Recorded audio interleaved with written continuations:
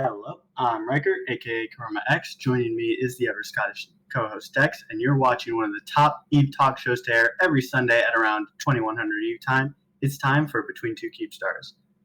This week we have actually a huge collection of guests. Do you guys want to go through and introduce yourselves?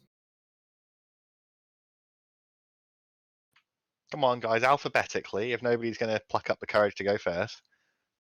Hello, I am Dr. Spodgermain, and I am the greatest CSM candidate that has ever walked the goddamn planet. I'm Phantomite, and I'm the greatest ever successful CSM candidate to have walked the planet. Oh, be like that, do it. Hello, I'm Tidor, and I'm the next CSM. Ouch. You're supposed to say the greatest as well. I don't have illusions of grandeur like others. Feels What a claim. Vily, stabbed. your turn, mate. And unfortunately, I didn't bring a translator, so if someone can tell Vily to introduce himself. Hi, I'm Vily. I do things in EVE Online. I am a CSM representative. How are you doing today? There you go. So a lot has happened this week. Asked a direct question there. You were asked how you were doing. I am doing average. Everything's it's all over the place now. We should just give up. We tried. Anyway, so welcome you all. We've got a pretty, well, I want to say interesting show, but it's an average show. Timed out today. A lot has happened. We had Black Ops changes, CSM voting began, as well as things, I want to say things happened in the war, but I don't really know. So yeah, let's get right into it. First off, we have the Black Ops changes. So just to get into those here. So basically, the Black Ops are getting a bunch of new bonuses and doing a little bit of balance work on them, as well as getting a new Black Ops group jump. So I guess to start us off, how does everyone feel about these changes? Quite like the introduction of this pseudo-filament type behavior, and I look forward to seeing what differences it makes compared to just a regular bridge. I like the DPS buff. It's interesting to see. I mean, they're still far from viable now outside of a particular niche, but interesting to see them hurt more. Well, ultimately, you need to be realistic with yourself here. As much as the buffs are fantastic and they're lovely, no one is going to risk that level of expense en masse. But, And one of the things is and of course it's kind of almost like a meme because it is so expensive, but the Marshal is insane now. I've seen people pushing 3,000-4,000 DPS out of the thing. It can be. But there was a mention of reduction in fuel cost. Does anyone have any numbers on that at all? I haven't had the time to take a look. I don't have Good the question. exact numbers, but you know, I something key that a fuel reduction on Blops does is it really pushes your effective range. You know, without having to bring a fuel truck with you, it really is something that you can go on kind of longer adventures with, and I think that fits this ship type and playstyle very nice. That's the part that makes me very happy. Can you can you elaborate on the fuel reduction bit, because it might be the bit that I skim read. Well, second paragraph, as part of the Into the Portal update, all Black Ops battleships will have a new ability built into the jump portal generator, enabling them to perform a new group jump with a fleet at a much reduced fuel cost over using a bridge. So I see. obviously, originally, whenever performing the jump, it's based on mass. But if you're going with the group, I would imagine that's brought into account. I was waiting for somebody to do this, and I thought it was going to be somebody in the channel here with us, but it turns out that somebody has activated my trap card in the chat Charlie EB, not adding the ability to warp cloaked is stupid though. Charlie, I would really love to hear your reasoning for wanting, for why Black Ops Battleships should have CovOps cloaks fitted. So I can the really Gank want to Explorer, type. obviously.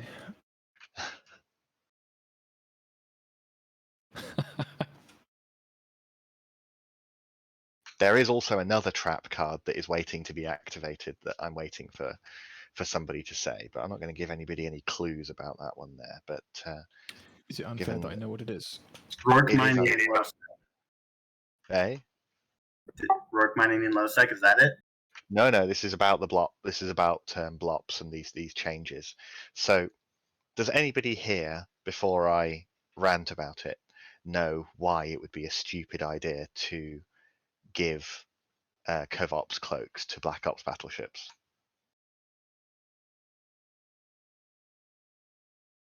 What?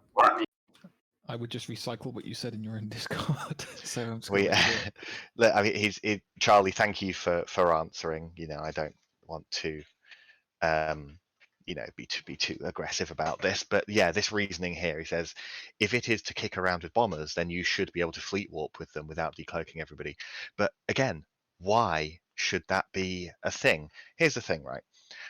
The key thing about Black Ops Battleships is they have extremely large set of powerful positioning options available to them.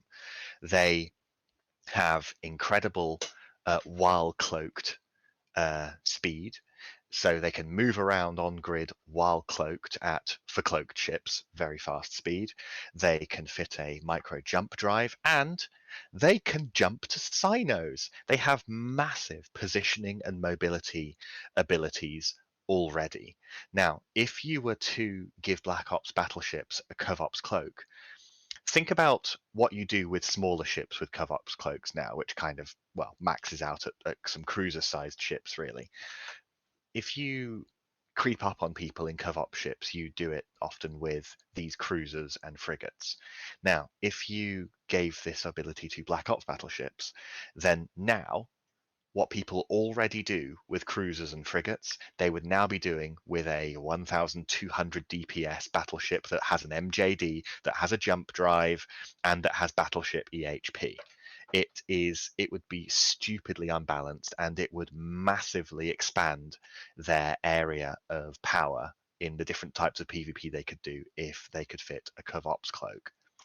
That is why they should never gain one. Do you think that it would also like hurt the use of cruisers to do hunting? Because I mean, if they can use a Yes. covert option battleship, Yeah, of course it would. I mean, cruisers will always have higher warp speeds and on-grid speeds. That's what they got going for them. But yeah, Black Ops battleships don't need it.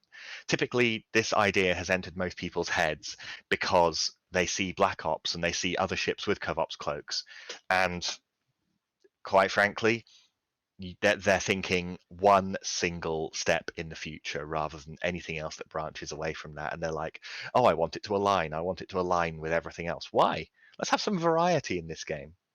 And also, there are some things which take at least a tiny bit of skill to pull off with a Black Ops and its cloak, which would essentially be giving it CovOps, would be giving that ability to everybody, no matter their skill level of playing the game instead. yeah, That answers your question then. Yeah. but too. I mean, again, cruisers seem to already fill that niche. They do. They do. Dor, Vily, do you have anything to offer in terms of this update? What are your thoughts on that? I thought the update is good. I think not everybody's happy with it, but nobody's happy with everything. They always want more, and they don't always really consider the second and third order effects of the things they want. Obviously, Phantomite covered a good chunk of that, and there's not a ton for me to really go over for an additional point. The reality is Black Ops battleships are a popular ship choice because they're battleships, and they also say Black Ops in front of them, which makes it really cool for people.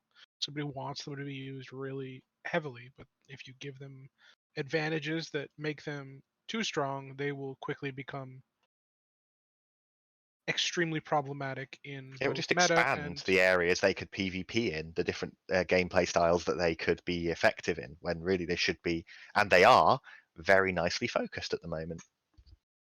the last thing we need is, gate camps of 20 Black Ops battleships hovering around the gate, ready to cloak and warp out a second anything goes wrong. It's They already Nice. have the that to a update. degree, but not the way a covert ops cloak would ever give them. You're just looking at the changes for the Widow now, and I think these changes definitely make sense. They sort of help to solidify the Widow in sort of like that tanky-esque role, whereas it's getting additional shield resistances, additional ECM target jammer strength to keep essentially the lock on it, and rapid heavy, damage increase is also good. The one change that I thought was kind of weird was the thing they did for the Sin, where they gave it a 10% bonus to logistics drones transfer amount.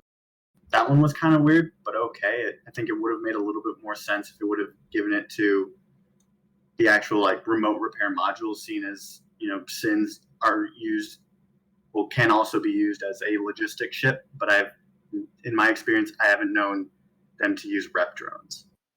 I mean, typically, Well, a the lot of reality people, is nobody uses rep drones because rep drones are mostly garbage right now, right? There's a variety of things that are wrong with rep drones, so they don't get used. people have often used covert ops Tech 3 cruisers set up for logistics with these things here, and I'm not sure how effective Sins are going to be in this compared to bringing CovOps Tech 3s to fill the role of Black Ops logistics. But I'm interested to see what it does. I mean, obviously, them being drones means that this remote rep power is killable. So I think people are still going to bring that. I get the feeling that this was kind of like a wild card edition, sort of like, I'm not exactly sure what to give the Sin. Let's roll the dice, give it this, and see if anybody can make anything out of it. And I'm interested to see how it goes. Well, I mean, the reality is the Sin is already like one of the strongest Black Ops battleships just by the nature of its variety or variability in terms of how you can fit it. So giving it really powerful bonuses probably would have been dangerous. Yeah, I mean, they've upped its DPS if you're fitting large hybrid turrets, which people don't often do with it. People might often, well, as I've seen a lot of very blingy PvP videos of people expertly using the Sin loaded with newts in the highs, because they're hunting expensive ratting ships, things like that. So I'll be interested to see if people start fitting some actual turrets to this thing now that it's had that damage bumped up a little bit. I haven't had a look at any of the numbers or anything like that, but with the new buffs, do the Black Ops ships compete with the Marauders now? No. Or is not close yet? No. They don't match the DPS application or tank. Well, that question fucking answered then, isn't it? And that's good, It's they should never compete with Marauders on those aspects. They are different ships for different purposes, and I think that keeping those two things notably apart from each other is very important. I mean, think about this, right? If they made Black Ops battleships have notably more tank, then people would start using these for Dead Space complex PvE because they can move them around basically completely safely. And I don't want to see. They already are doing that constantly. I know, yes, they are already doing that, but not as much as I thought. Now, an unfortunate thing that obviously nobody here can verify, but I can certainly say that I was shown the numbers of how much these battleships were being used in PvE, and it was lower than I expected, to be honest. But I don't want to see that get higher with these, because these ships are all about mobility, and in a way that would translate to massive additional safety. So yeah, I don't want. I think that these changes haven't particularly gigabuffed them in terms of PvE, and I think that's a good thing. People are going to use ships for whatever reason they want to use a specific ship. Well, and you're they're not going gonna to use the use most everything. effective one. They're going to use the most effective one. And I don't want blobs to Exactly. become the most effective one. But if I feel like 3 sins are better than 3 rattlesnakes, I'm going to use 3 sins regardless of Well, whatever. yeah, you're what welcome everyone to do thinks. something suboptimal if you like, mate. I'm not going to stop you. It's a point of view for many Okay. people. One of these changes says remove 5% ship inertia bonus and increase the base ship inertia modifier to 25%. Did they literally just take that 25% bonus that you would have gotten from training Black Ops to level 5 and just make it an innate bonus? Is that Yes. what I'm reading? Yes. I believe that there's currently a problem on Sissy with the way that bonus is applied, but that is a known minor mistake that they are addressing at the moment. All right. And then another thing was the Marshal. The Marshal is traditionally a very powerful ship, and it looks like with these changes, it just got even more powerful. Because if you look at it, you've got turret damage increased from 5% to 10% for all the turrets and the missiles. But I'm kind of okay with that because the Marshal is still ridiculously expensive. They do have a weird tanking bonus based on the pilot's security status. You can get up to 50% effectiveness from armor repairs and shield boosters if you have a +5 security status. And are you claiming you have +5 here, Phantomite, being in low sec? Is that what you're claiming right now? Well, it says it right here. 10% bonus security status gains from destruction of non-capsulated pirates or finer ship armor repair and shield booster effectiveness increased by a percentage equal to 10 times pilot security status with a floor of 0 and a ceiling of 50%. Mm-hmm. But so yeah, cool. Would this ever actually apply to you being a low sec guy? Oh, I would have a 0% bonus. Yeah, I didn't. Given that I'm, but also I don't have a lot of ISK, so I'm not going to be flying a Marshal, so I don't really care at the moment. I had a Marshal for a little bit, and I didn't know how to fit it. So that was my biggest thing. It's just like, oh, you've got so many fitting options. How do I go about this? Yeah, I mean, I think it's basically hands down. It would be missiles every single time because of the range, lack of cap use, damage type choice. Basically, I think if you're not using some form of missiles on the Marshal, you're not really using it very well. Oh, it depends what you want to do, right? Like, yeah, if I wanted to blasters are limit an option myself if in you any want to way. go fucking crazy. Lasers are an option. It's there's. Yeah, but why would you fit lasers given that you have reduced damage type choice, less range, and less application, and cap use?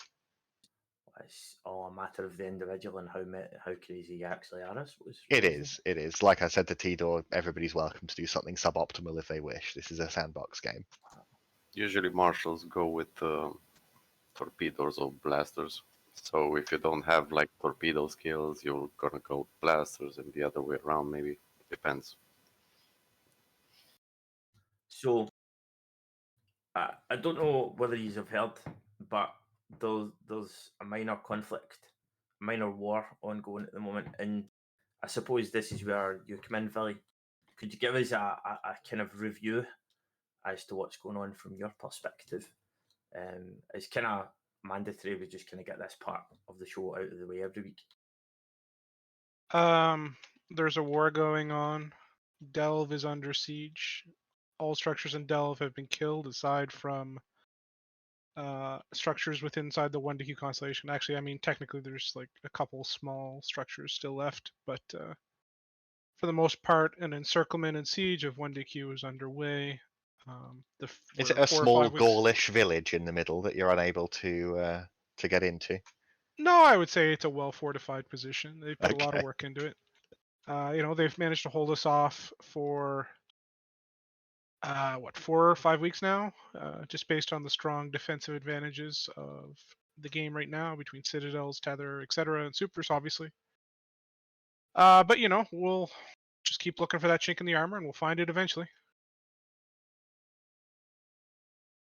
There's been a lot of talk saying that, there's been some talk from a specific side saying that things have been slowing down. And me personally, I haven't really noticed what feels like as many fleets going on. Granted, I've been sort of taking a bit of a break from the war, which is actually great about being in Pappy. It's that we don't really need to show up for every timer. It's not like we're being rage pinged.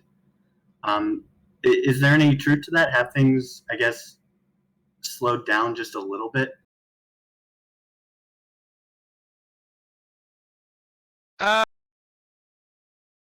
Yeah, absolutely. I mean, we're in a situation where we're not under any real pressure to push the tempo. The siege favors us in every real way. So, I mean, I guess that by the very nature of a and- siege, it goes hand in hand with both sides having slower, more grueling activity. well, I mean, the reality is like we're in a situation where there's just not a ton of targets except for inside this heavily contested, highly dense area. So by nature, unless we're actually making what is effectively going to be to some degree the final push this week, then those ops are just going to be slower, right? Like there's just not a whole lot to do. We spent so much time keeping things within reason that it's just kind of the way it is. Do you think this is too long for a war to go on, for this to be something sustainable that people will stick around for over and over again? Well, I mean, for us, we've built this campaign on the assumption that it would be sustainable, right? We knew that going into it that we have to kill 4,000 fucking structures or whatever it is. I mean, the are people going to want to do this again? Are people going to want to do this again? So how does the game have to change to make sure that wars are shorter and more decisive in the future, so that the game can continue? You have to be able. I don't know. Like it's an incredibly it's an incredibly tricky question that I don't have a good answer to. I will be fair, and I will say that is a bit of a trap question, because I know that there isn't one single right answer for it. Like the size of the groups is part of the problem. The way the citadel mechanics work is part of the problem. The damage cap on structures is part of the problem. Super capitals are part of the problem. Like, it's just a quagmire of issues that do you believe that the increasing cost like across the board in terms of the manufacturing of ships, do you believe that would have a collateral effect on a kind of on a long-term basis? Because obviously putting out that sizable fleets, obviously there's going to be a much larger loss on the battle report. So do you think that will have an effect on? Not in the way you're thinking about it. Like the loss size in the battle report is just not really a big issue, right? It's can we supply these ships again if we lose them? Can we do all this again? And obviously the answer is no, in many cases, right? Like supers can't be replaced, caps can't be replaced, even subcap battleship doctrines are extremely difficult to replace due to the amount of minerals they require. Like there is no question in anybody's mind that the mineral changes have affected the war. And if we had to do it again, would they play a part in the decision? Absolutely, because they played a part. Like the way the mineral environment was at the start of this war played a role in the decision of this war. So I mean, there's no doubt it would play a role. It's just, would it play that role? I don't know. The dynamics have changed so drastically. Like it's hard to imagine going back to that time with these mechanics. like the changing the dynamics of the game is obviously a good thing, because we like for such a long term, over such a long period, we were in almost a kind of routine when it came to what we had available and what we didn't have. If that makes sense. Would you guys agree? I don't really know what you mean. Like the way the game worked, and I said it was there wasn't really any changes that made. There weren't really any changes made to the game that disrupted things so significantly until now. And obviously, with the mineral changes and the way things are manufactured, with such a dramatic change in dynamic, it's been good overall. Hello, welcome. So real quick, I'd like to introduce Maldavius, the leader of Strybog. Thank you so much for coming, and sorry about the miscommunication. Totally fine. Nice to see you guys. So real quick, I just got Vily to admit that everybody in the game is far too big at the moment. Wow. Let's go I ahead mean, and that's why that's why the part of that's one piece of the war, right? Like, is we need to downsize one group so that all the other groups can downsize too, right? Are you going to downsize when you win? Well, do you think the size of just test, for example, would be a reasonable size? I think that's like what a reasonable large size group should be. How big is test? Like fills a full fleet, like, and that's pretty much kind of the main How capacity. big is test? Like in terms of what? Like how many characters, active or inactive, are in test? I don't know, honestly know off the top of my head, to be honest. Okay. Like Maybe somebody in chat will Zkill find it. 7-day active hovers between 1100 to 2100 or 2300. I think we peaked at, but so that, like, if you exclude cap bullets, that's probably somewhere in the range of like 1,000 active PvP players every 7 days. Mhm. So real quick before The we go general on, plan is to grow so large that you choke out another group and then not be large anymore somehow. I don't really. Well, follow the we're logic. like a coalition of groups, right? Like, we're not one specific group. Sure, but are you going to fight afterwards? Are you guys going to break apart and actually fight to, Yeah. honor what you said of like make smaller groups? That is the plan. Like, What's- nobody signed up to like be the big blue Donna, despite like the propaganda stuff. Like, it's just like, this is the only way to accomplish this, right? If we were, if it was just test versus goons just outnumber us by like 5-1 every fight, and we can't go on the offensive, and obviously that's part of the goal, right? And it creates that situation. Let's do a hypothetical that let's say outright. And I'm not going to hold you to this in case you want to clip that. Let's imagine that in an hour's time, you win the war and goons are gone. What is the time scale for when this coalition is dismantled? It would depend on the way in which goons are gone, but like, I would say in a month or two, most of us would be back in our home space. Would be my guess. Okay. If it takes 3 months, I won't come back at you with that. Well, I mean, 'Cause, like, that is every hypothetical. Yeah, moving things of that Like- size, it does take a long time. So that does make sense. like, like, it's not going to be an overnight thing by any means. Don't get me wrong. But like, there's a lot of, I don't want to say tension because that gives the wrong impression, but like, grudges that are being ignored for the greater good, right? Like, Frat and AM want to kill each other. There's PL wants to kill certain people. Like, everybody here is here as a group because we understand that it's important, not because there's nothing underlying, right? Because there's lots underlying. It's just, if this isn't done, then the game is stuck under that kind of hegemony. So real quick before we continue, since Maldavius just joined us, he never got the chance to introduce himself. So Maldavius, do you want to tell us a little bit about yourself? Oh yeah, sure. So I'm my name is Maldavius in game. I'm the leader of Strybog Clade, which is the largest Triglavian alliance in the game. We helped build Pochvin throughout Invasion Phase 3 by going out and basically living out of bowheads and taking stars all around New Eden. And then once we got here, we've just been living here ever since. It's a really, really rough place to live. There's a lot of fights going on. I think our latest battle report had 120 billion ISK brawl, and in which we lost. Actually, we lost the last Asbel and Pochman.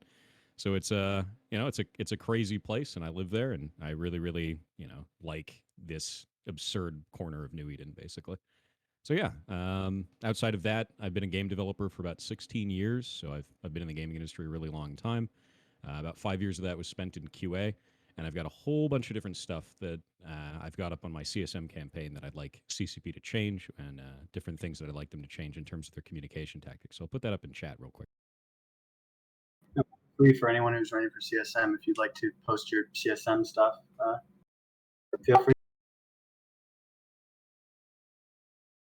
So I've noticed that there hasn't really seemed to be a lot of mainline coverage of what's happening in Pochman. So I guess Mal, what's going on? I've heard through the grapevine that people just want to go and kill Strybog because. Again, I have no context for this. So I was wondering, what's going on? Yeah, so we started a little war with Electus Matari, which is another Edencom group that Edencom and Triglavians are like red versus blue, right? So CCP basically threw two flags on the ground and said, go fight. And it worked. It absolutely worked. We're the red side, they're the blue side. And we started fighting them, and they started bat phoning, and more bat phones started getting involved, and we started bat phoning to defend, and it started turning into this just massive, ridiculous war. And then Wrecking Crew got involved, and we don't really know why Wrecking Crew got involved. Lectus Matari says that they didn't call on them, but it seems pretty likely that they did. I'm going to call them out there. It's a little strange. And Wrecking Crew is a much larger group than us. We don't really have a way to fight that. We're first year, like 1 year old RP related alliance when it comes down to it. Very heavy into the Triglavian RP stuff. So fighting a group that has like 100 systems of SOV, you're not really gonna beat that overall. You're gonna die to a war of attrition. So we've been fighting that. We've been fighting that each time. It's been a hell of a battle. It's been really, really fun. We won a bunch of timers, and then eventually we finally lost the Asbel. And the Asbel was the final Asbel in all of Pochman.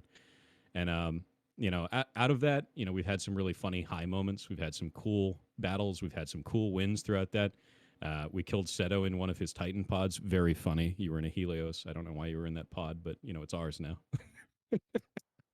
And yeah, it's just been that, man. Like we felt most of the time like we've been punched down on, so we've had to call on everyone that we possibly could. But in each of those form ups, our alliance has had the most number of people on field from our side.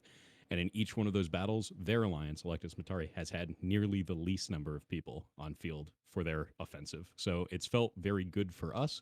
We know that we're doing everything that we can to defend our home. But when it comes down to it, Pochman's way too easy to invade. You can filament in from literally anywhere. You can take a 15-man fleet and just appear in there. You can use the wormholes to bypass everything, and you can't really do hull control because all of the wormholes open inward, meaning you can't really defend them in any tangible way because they open up from K space. What are you going to do? Gank them with catalysts on the outside? Not really useful because the wormhole doesn't appear on the inside until they go through it anyway. And then outside of that, like the gates are open now. With the gates being open, they can just pass through the gates. So you've got all these different ways to be invaded, and it's not like nullsec where you can put up a Sinojam or anything like that, right? Like a filament can't be jammed. It's instant, puts them right in the region in the designated area they're trying to go to, either Kryvelis or Perun, stuff like that. They can actually choose what area they're going into, and they just appear, and there's nothing you can do to counter it. So most of these battles are going to end up being N+1. Bar none. There's no real tactical advantage in the space other than invading. If I was going to, if I was on the outside and I saw what was going on the inside, I would be doing the same thing because it's so easy to invade right now. I mean, Pochman's only going to get better as fewer and fewer citadels are available there, right? No, I don't think so. Like the thing is we've actually seen a couple of the systems in Pochman that are dead now. Since the gates have opened, we've lost about half the citadels over all of Pochman. We've lost a couple of them as well. Like we've actually lost, the Asbel. That's the big one because the whole region can't do, meaningful production now without that. But those systems that are dead, systems like Otanumi, systems like Attila, they either have only NPC stations now, or they have no NPC stations and no citadels. And what we've seen from them is no one goes there. They're just dead. No one actually interacts with these systems anymore. And if it's CCP's plan to glass the region so that more people get like cool subcap PvP out of it, I don't think that's going to pan out. I really don't. I think that it's just going to end up being a dead space area that no one goes to, or they use it only for transportation. And the people that are most invested in this type of content, they're most invested in the lore and like the Triglavian versus Edencon battles, they're just going to leave for something else. And I don't know if that's healthy for the game. And I really don't think it is, frankly. I mean, something I thought from the beginning, which they should have designed from when the moment they knew they wanted to have some Triglavian spaces.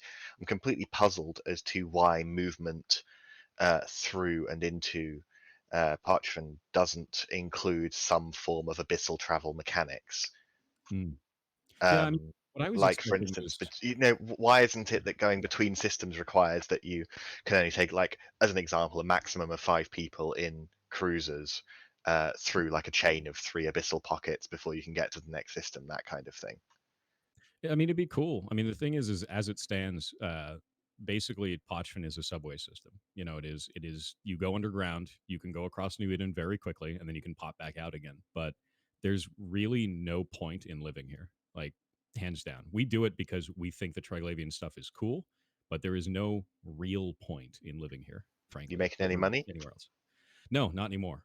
We were for basically in the 7-month period that we've been living there. The first 3 months, all of the content in the region was completely broken. It didn't actually produce any value whatsoever. The sites that were there, there's only one major PvE site. It's called a Dread site. So let's Pays talk you out about a the lot. 4 months then, if the first 3 months were rubbish. Yeah. So of the last 4 months, like basically that content was. I want to give people context though. That content was completely broken. It would either give you negative standings, or wouldn't pay out ISK, or like the site would never complete. It would just destroy everyone in the site. Like it was bad. We sat around and basically tested it once a week, gave CCP bug reports. They'd go and try and Yeah, fix it, and then but try and do it again. Everybody on the CSM and in the public has seen the MER that showed the huge, Sure, yeah. gigantic amounts of money So- coming out of it. Yeah. So after that, what we got was about a 1.5 months of, hey, the dread sites actually work. And we started farming them, and we started getting good at it. And then other groups started moving in, people like Road Capel, people like Cat for You, and we started fighting over them. We have some pretty cool battle reports from that too. Pretty big farming fleets that just got dropped on and deleted, mostly Lashaks, stuff like that, because it's good. Lashaks are good for killing large targets, and you're fighting a dreadnought. So put a bunch of Lashaks on field, you burn the thing down. We got really efficient at doing it. We weren't the only group doing it. So I think in total we made about 460 to 500 billion ISK as an alliance, but it wasn't for the alliance. That's the line members. We only have a 5% tax rate, so we got about 25, 26 billion out of that month. The next month it's dropped considerably. Now we're down to about 4.5 billion, and we're still the people that are running them the most. So like that's not good. Like the region 4.5 billion on what time scale? In Texas. Over in taxes. So what does the average member earn on average who's running this? I don't know. Like the thing is I don't pull the metrics for the average member. What I pulled is the total overall that our line members are making and the total overall their alliance is making. I put it into our own, personal MER, and then I release that out to the alliance. Because the thing is I want it to be known like what the people who are actually living here are getting. And the thing is we've got timers every day because it's very easy to invade, and it's also got wormhole mechanics, so it's every day 24-hour timers on everything. Super annoying. On top of that, you've got the seagulling issue where people can just steal ticks from it. So I think this is the that's still not fixed. That's crazy because that's awful. It's still not fixed.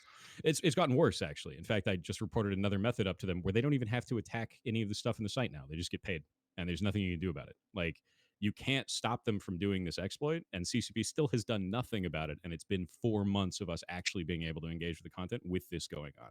So the worst part about it is that's not going to reflect in the MER. Those people are still getting ISK from the site. They're just taking your ISK and not actually engaging with the content in any way. And it's going to show up on the MER as the region has produced this value, but it hasn't.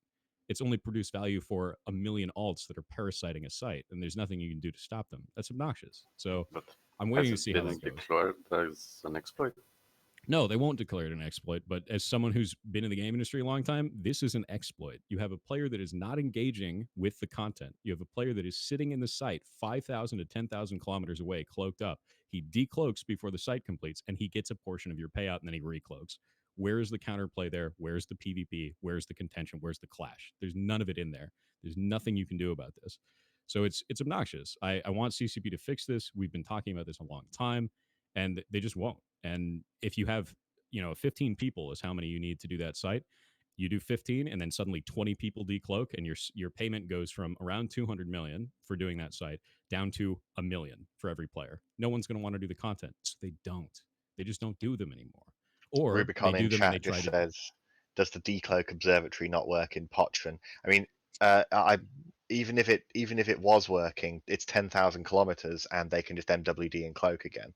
Yeah, we've tried doing snake pods with Dramules. We've tried doing like super fast stuff to try and catch them. You just can't reach them in time because the thing is they only decloak once the Zernitra comes out and starts killing the building. At the very end of these sites, there's a Zernitra that spawns. It attacks an Edencom building, and it does damage. So you have a time limit. You can't actually stop DPS. You can't stall the site, and they decloak right as the Zernitra gets the thing into armor. You have 10,000 kilometers to make up in a dead space. You can't reach them in time. There's no way to do that in the game. And then the Zernitra kills the building for you and you win. And you're like, well, guess that's it. Cool sight. And you just watch your ISK flow away. But the part that makes me sad about it is the MER is going to probably reflect that we've made a bunch of money again and people are going to freak out about it. But it's not for us. It's going to these, seagulls as they're called, or it's going to other groups that are doing this exploit. And that's not good. I'm sure that it'll still show like a diminished amount of ISK for the region, but it's probably not going to be as crazy impactful as it actually is because of this. It's really upsetting though. Like honestly, like seeing, and I think the biggest problem about it is that is the only PVE content in the region that matters. One of the things that I put up to CCP that I really like them to do is take ISK out of the dread sites, make them less profitable, and put it in the other PVE sites that already exist in the region. Everything else that's in the region, the small PVE sites that exist, they pay like between around 6 and 8 million, but you need 1 to 3 billion on field to complete them. No one wants to do those. No one's going to risk that in a region that's so easy to get dropped on and so easy to get PvP'd on. No one wants to do that. Take the money out of the dread sites, put it in those lesser PvE sites, improve the amount of ISK that people can make in small gangs, and you'll get more small gang PvP, and you won't have to have only 15-man fleet fights all around the triangle. Like it's not healthy. It's not a healthy region. You talking about this brings up the old adage of pry one, salve one won't fix. Yeah, I mean, the way that I look at it is right now Pochven's a one-trick pony.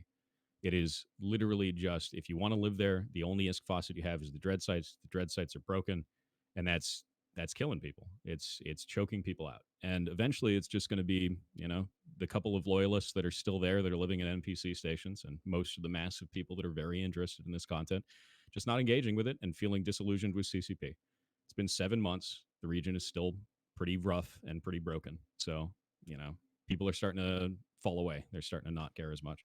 We used to have 4 alliances in there. Now it's just us. And hey, as a low sec person, welcome to the club, mate. Oh, I know. I feel it. I'm not saying that this is. I'm not saying this is the only space that needs attention. I'm just saying this space needs attention, and I agree. Low sec and faction warfare are absolutely in a terrible place right now. They're in a really, really rough place, and I super agree with you.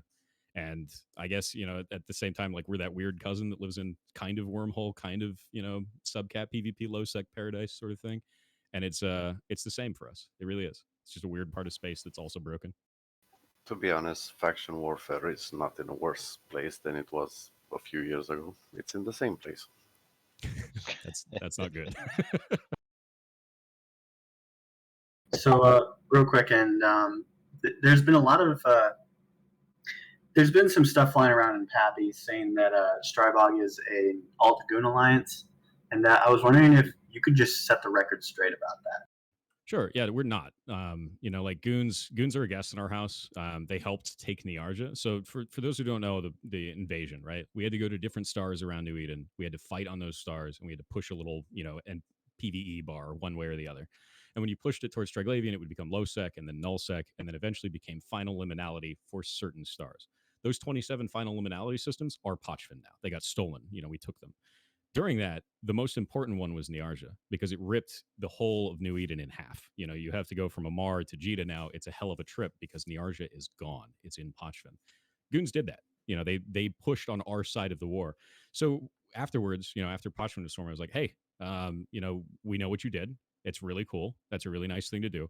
we would like to have some kind of diplomatic relation with you because you guys helped build this place. I'd like you to be involved in some way. I want your members to at least experience it. And that's what we did. Like we just had them experience it. So then we had certain people come out, like individuals would start coming out and they're like, hey, this is really cool. And they tell a friend, they tell a friend, they tell a friend. There's no thing where like we're being directed by Goon. There's no thing where like we're directing Goon to do anything.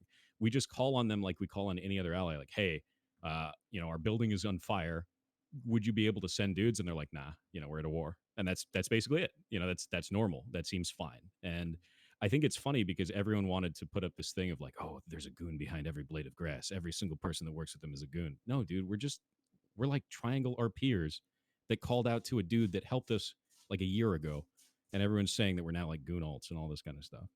It's kind of rough, to be honest with you. It's put a weird like target on our back, and it sucks. It sucks as a newer alliance to get that sort of thing with it. But dude, if no other major groups helped us during the invasion, why would we not reach out to the one that did? Why wouldn't we? Like, So I know little to nothing about who is leadership beyond yourself in Strybog, but one thing I consistently hear as a grapevine rumor is that a significant chunk of Strybog leadership is Goon or ex-Goon. Is there any validity to that? sure, yeah. I was in Goonstorm for 4 years, and I left because nullsec is boring. Like that's it.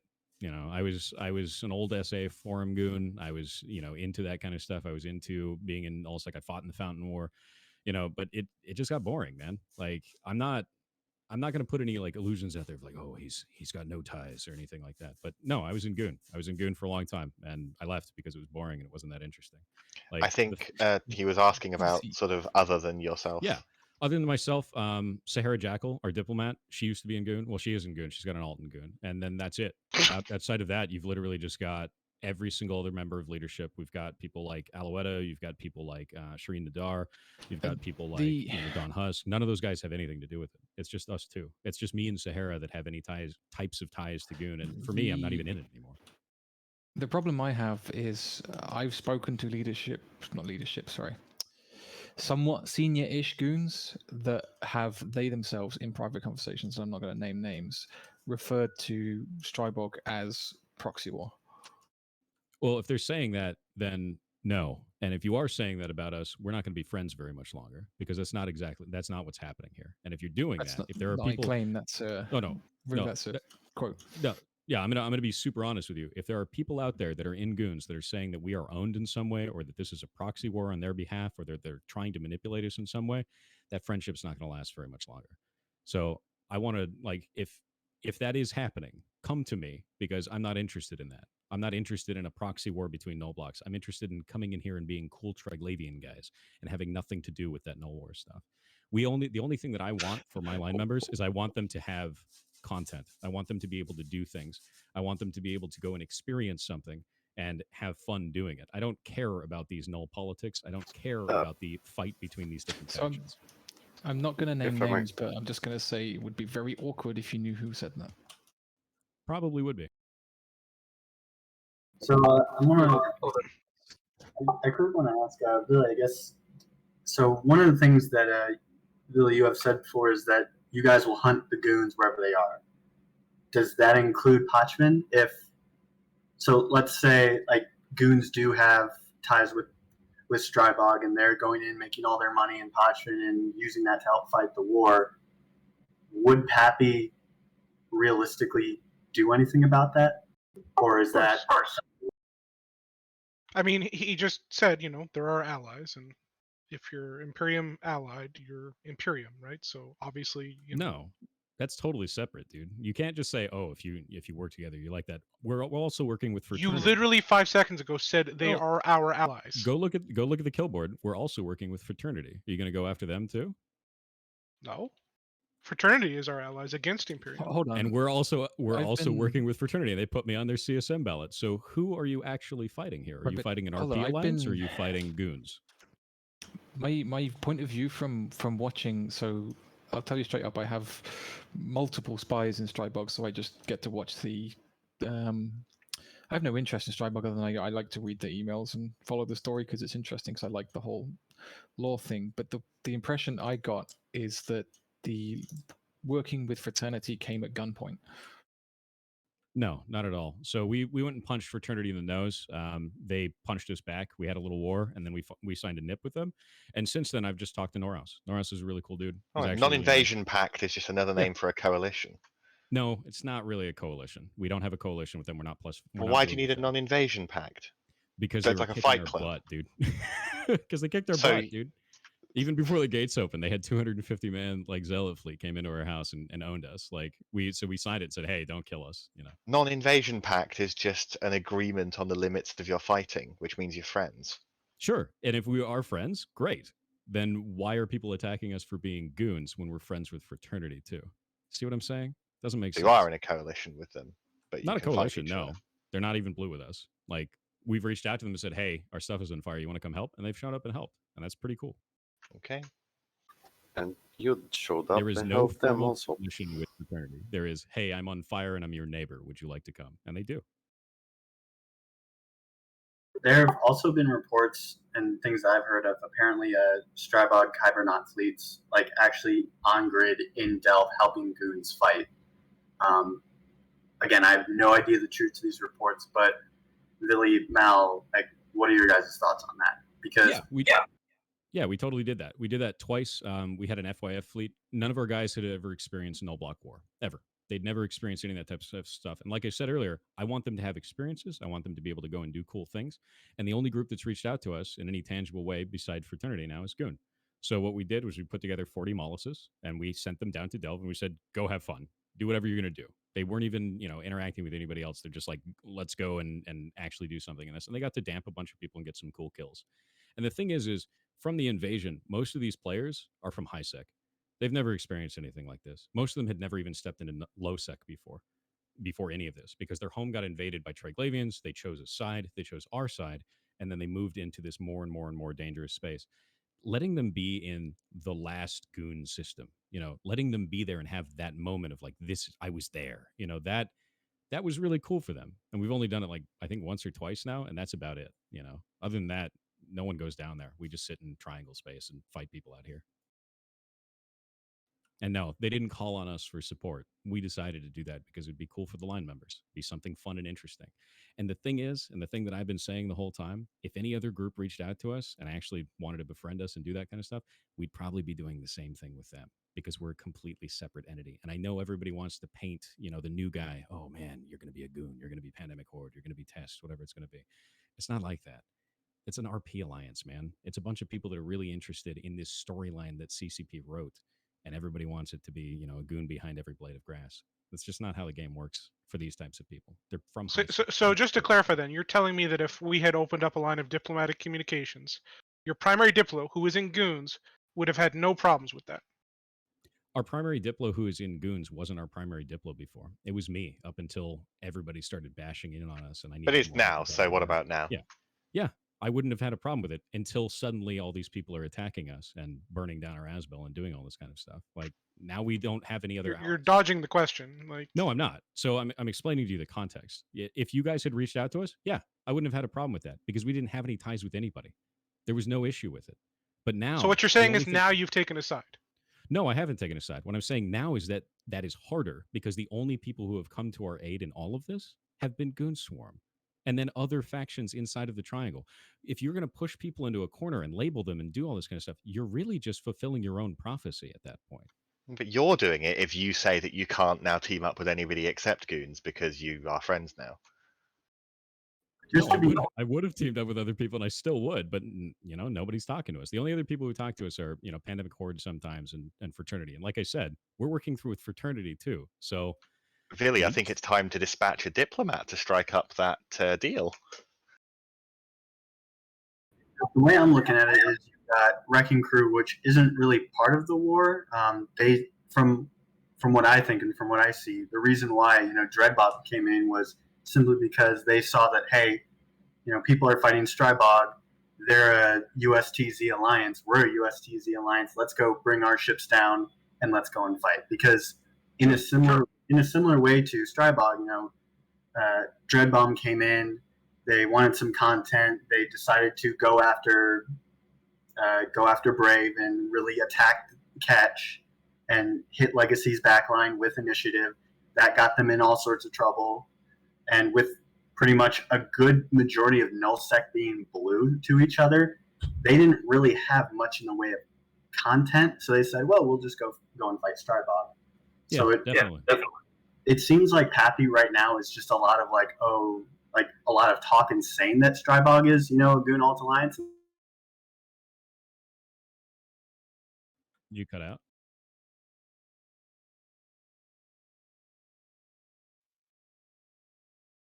Did you cut out or did I cut out? Hello? No, you didn't cut out. You're still there. Oh, okay. I was like, did my internet die? What just happened? Riker has technical issues every week, so this is the technical issue this week. Yeah. Anyways, mate, like the reality is, like, I've got nothing against you. Like, we had no problems with you guys until you started working with goons, at which point, you were an Imperium ally, obviously. And then it's like, Yeah. okay, whatever. Like, I mean, the thing is you guys have to look at it as the greater picture, right? Like, we're also go talk to. yeah, Noros. we absolutely are. Oh, and I mean, go talk to Noros. We work with the fraternity all the time. So, like, where's the Right. issue? But if I tell you, okay, you say can't it's let difficult now to work with Test. No, Okay, so you let's say put it like I this: don't. if I said, "Hey, we need you to help us kill goons in Pochman," what are you going to say? We're not going to attack our own blues. I mean, there's diplomatic. No, listen. Like, listen. I mean, what do you want me to say when you say that? Like, Vily, there's diplomatic relations that can happen outside of, go kill the people that you've made an agreement with. We don't break our agreements with people. There's other things that can go on. Pochman is a really interesting part of space. It's a really strategically you're blue, interesting part and of it's an space. agreement that you can't break. So you are allied with them. I told you we're +5. What's the actually you hadn't told us grand until this revelation point. there? What's the grand revelation of like we're +5? I've said that publicly. Well, that means it is more than just you're an ally. You're a formal ally. That's in my CSM post. You should probably go read it up. Like, to be honest with you, that's been public for months. You saying it publicly isn't going to remove the fact that you said that you were implying that you were neutral on this whole thing. No one implied that we were neutral. It's literally public and on the forum. Like, it's a mate, like post. we just had a conversation where you're like, oh yeah, if other people had approached us, then maybe different things happen. Maybe you could still approach us, and it's like, you know why? No, like obviously not. Like you're blue, you're +5. Like you're work together. You're not gonna that like goon scare again, dude. Like no, we are a completely separate entity to them. We can make any. Yes, you are 100% a separate entity. Nobody's not saying you're a separate entity. You're an ally, though, right? Yes, and we could have been allied with anybody else, and we still can because we're not owned by them. Like I know that you're like super goon and all this kind of stuff, but like that's not us. We're a completely different group. So can you or can you not break your allegiance with the Imperium? We could if we wanted to, but we're not going to because they're the only people helping us. Okay, Why would we? Why would you shoot yourself in the foot and be like, yes, I'm going to go with these other people right now? What's the point? Like nobody's like everybody's fine with what you got going on, man. Nobody's worried about it. It's just like the double speak is like getting to people. Oh no, it's not double speak, dude. Like we're not goons. Like everyone wants to paint it as goons. The only thing that nobody is saying you're goons, man. Yeah, we're just saying. Yeah, you are. You can't say nobody's saying you're goons when you're like, oh, it's a goon alt corp. Like, come on, don't play. Did I say that once? No. Like, okay, but like, I don't know what to tell you. You're an Imperium ally. That is something we can all agree on, and we can work from there. Against all authorities is a goon ally, no? Yeah. And they've been fighting Maldavius in Pochven. We literally just fought them in Harva. Yeah, that's what I'm Pretty checking. Good point. Yeah. I mean, everybody has different diplomatic agreements, but the core diplomatic agreement was the discussion. And what is the core diplomatic agreement then, Vily? That you are blue to the Imperium. And we have also fought on field on behalf of Fraternity because Fraternity came and helped us. So where is the issue? Is it just because you're having any type of relationship with my okay? enemy, So let me rephrase that. Relationships with my friends. Well, correct. Your Imperium relationship is a defining relationship. Your Fraternity relationship is a convenience relationship, right? No, we really like Noros. We really like Fraternity. They put me on their CSM ballot on top of everything. Do you see me on the Goon CSM ballot? Do you see that? No? Amazing. Yeah, but their CSM ballot doesn't matter. Like what's beyond the first 2 places. Really? You think it matters? Anytime someone puts you on a CSM ballot, it's because they're saying that they support you in some way. They support the ideals that you have, and they, as an alliance, actually like what you're doing. If your own ally puts me on their CSM ballot and Goons doesn't, Where does that leave this, Billy? Say that one again. If my own ally, If your own ally, Fraternity, puts me on their CSM ballot, which they did, and Goons didn't, where does that leave this with your narrative Because that we're Goons Goons only and that had- we're, Goon allies, and that's it? Goons only had 2 spots left, and they wanted to use them for people that they wanted to put in. Doesn't matter. That's what I'm saying. If your own ally is doing this, what spot it's are you not in the fraternity fair. ticket? 10, which is Okay, that's the like, lowest you could possibly have. I get that. I get that. We could it's, put meme anything after candidates 4 on our is a meme. ballot too, but like that Sure. doesn't. Yeah, no. Anything after 4 is a meme. I get that. But what I'm saying is, your own ally is supporting us. Where is the problem? There is no problem with that. Fraternity makes their own agreements, but the Then you Imperium can't is the say- core. You can't say like, oh, it's more of a big deal that you're with Goons than you are with Fraternity. To It's be the fair, I same. think that both Yes, it points is. are currently a bit lost in a I- bit of complexity here. Yeah.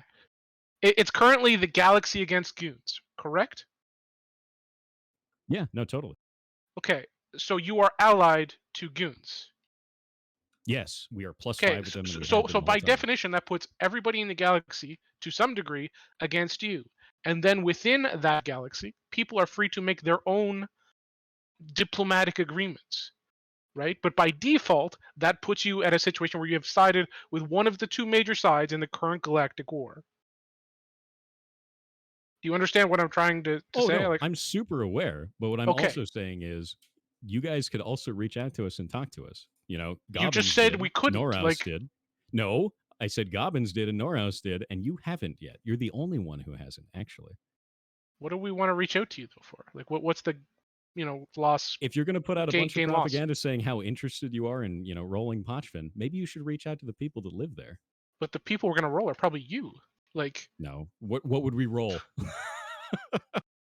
I don't know, like whatever structures you have left, like anybody that works with Goons becomes the target, right? So chances are that means you. Like I have nothing against you at all. Like you seem like a reasonable dude. Like it's just that is the Well- reality, right? Going after a alliance of 500 because they do fleets with goons is kind of petty, isn't it? Exactly. You can call it petty, but you can also call it efficient because it quickly shuts off all of the small alliances willing to work with them. They see that you guys get beaten down because of it. They're working with Goons. Then other alliances who are going to get given the same choice are going to go, maybe we should wait until the war's over to figure out what we want to do if we want to work with Goons, kind of thing. I'm really glad that you guys want to, go all in on an RP alliance of people who used to live in HiSec. Really well done. Oh, Fantastic hold job. on! Don't retreat to the RP. That's just coming up fresh now. You can't retreat to That's that. what that is, though. That's quite funny. I live in HiSec. So can I interject here? But could it be possible? So one of the things that could be, maybe make things better is that, yes, Strybog is an Imperium ally, but what if Pappy could go in and sort of say, hey, listen, Strybog could sort of be a place where Goons go after Goons are destroyed. So basically, a safe place for Goons where they could go and they could leave Goons form behind. They could go to Strybog, go and live and have fun there. It wouldn't be much of a switch. It would just be, okay, you're now going and hanging out with these guys and now hanging out with these other guys who you already have a relationship with. Sort of like a way, I guess, out of the war for Goons. Yeah, I mean, the Or thing good is consumers. Watchmen doesn't work like that. Even the PvE content, if you were running it all, like we talked about the Dread sites earlier, if you ran all of the PvE content in the region, like at maximum efficiency, it's about 30 people's worth of content, literally, because the sites are limited. When you have 30 people's worth of content and you have an alliance of 20,000 people, yeah, that's not going to work. So this idea, this weird narrative of like, oh, Goons are going to go there and they're going to live there, and they can't. You can't put that many people in Pochvin. It doesn't work. Sure you can. They're just gonna sit in the NPC station all day long. Exactly. They'll be sitting in an NPC station. Have fun doing kicking nothing. them out. Exactly. It just wouldn't do anything. Like for I mean, me, obviously, the real problem here is that groups are far too big, which is why you need to call for allies in the first place to help defend in there. Yeah. I think it's because the region is so easy to invade, like, just filamenting in from anywhere. That's why we have to call on allies. I mean, That's not the quite main as reason. easy to invade as regular space, but I get your point. No, I mean, it is. It is. All you have to do is pick up a 15-man filament from Jita and you're in. Where, there's no stopping that. So yeah, it is much easier than normal space. Can I 100% so. be an asshole for a moment and poke the Just for a moment. agreement, the agreement with fraternity, because Sure. reading the mail where you announced the agreement to fraternity with fraternity to your alliance, the main bulk of the text begins, "We have finally met our match." Yeah. Oh yeah. That We got our butt sounds kicked, like dude. at gunpoint, which is what. But you said it's not. So no. So In here's what it exchange is, for right? Not We destroying or something. The whole Yeah, time I've been so- something. In exchange for not killing that, you gave them a bunch of Astras. No, we did not give them a bunch of Asters. We gave them one Aster house, a single one. So we gave them one Aster house inside of Wirashoto, which is our home system, right? And that was scary. You know, you're giving a foothold to a group that just kicked the living hell out of you. However, a month later, Norhouse gave it back to us with no strings attached. Literally just said, "Here, you can have this back," because he liked the relationship that we were fostering there, because we were honorable and we weren't jerks to him, and we didn't go after all of his people Okay, and but break that's that agreement. still But that's wait, still a relationship born at gunpoint. correct. Most relationships in Eve are born at gunpoint, but they don't have to stay that way. And it didn't stay that way with fraternity. It didn't stay that way. We don't mess with this stuff. I wouldn't call That's somebody Stockholm reaching syndrome. No, out- it's I not. wouldn't call somebody bringing a gun to me and saying, "Give me your shit or I'll kill you," as reaching out. That's not really what that was. It was us going and punching his stuff nearby because we wanted to go and get our guys some bomber experience, and then him coming back in with a 200-man fleet rolling us, and then us having some battles, winning a couple of them, and then finally we formed an agreement, gave him the Astra House. He gave it back a month later in good faith, and now he shows up for our defense. I don't know if that's I don't know if you can tear that apart as something negative, because to be honest with you, I really like fraternity and what they're doing there. I really like the agreement that we have with them, and I really like the relationship we have, because there's no expectation of defense. They just show up because they're nice and because we reach out to them and they're nice and they do it. Yeah, I get it. It's just to me, it is very much that's at gunpoint, and it's not. If how it you was at frustrate- gunpoint, why would their troops show up to come and help us defend? because, like you said, relationships The gun evolve. would be the gun would be pointing at us every single time, and they'd be like, "Lol, no," but they don't. They show up. They show up No, and they because help there's us. value in keeping you there. Yeah, you're the caretaker of their Poshman assets, right? They can't actually dock at any of our stations, so no. We've But never had an agreement on that. Do fraternity engage in any activity in Pochman? They go around and hunt a guy sometimes. That's about it. They do some roaming fleets. That's pretty much all you ever see them doing. It's kind of cool.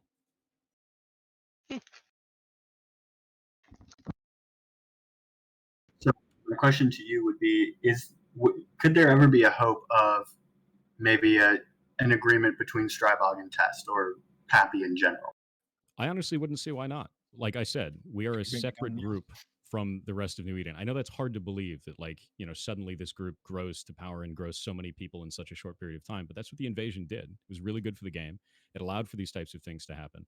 And now we're in a place where everybody wants to go, who is this kid? Who is he owned by? Which puppet is he? And we're just not, We've got relationships with certain people that helped us along the way.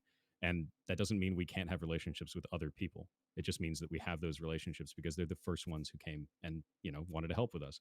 And the fact that we're working with both fraternity and Goonswarm at the same time proves that point.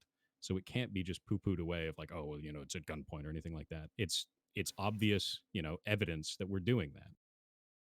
Maldavius, just a question. Are you like the group in Raravos who defended the fort? Or was it No, other guys? that's not us. We do show up a lot for different people's defense around Pochvan. That's what the coalition is about. No, for and the I mean, Pochvan coalition. when it first started the invasion, when it was Hisek, and it was like the first system turned to Triglavians.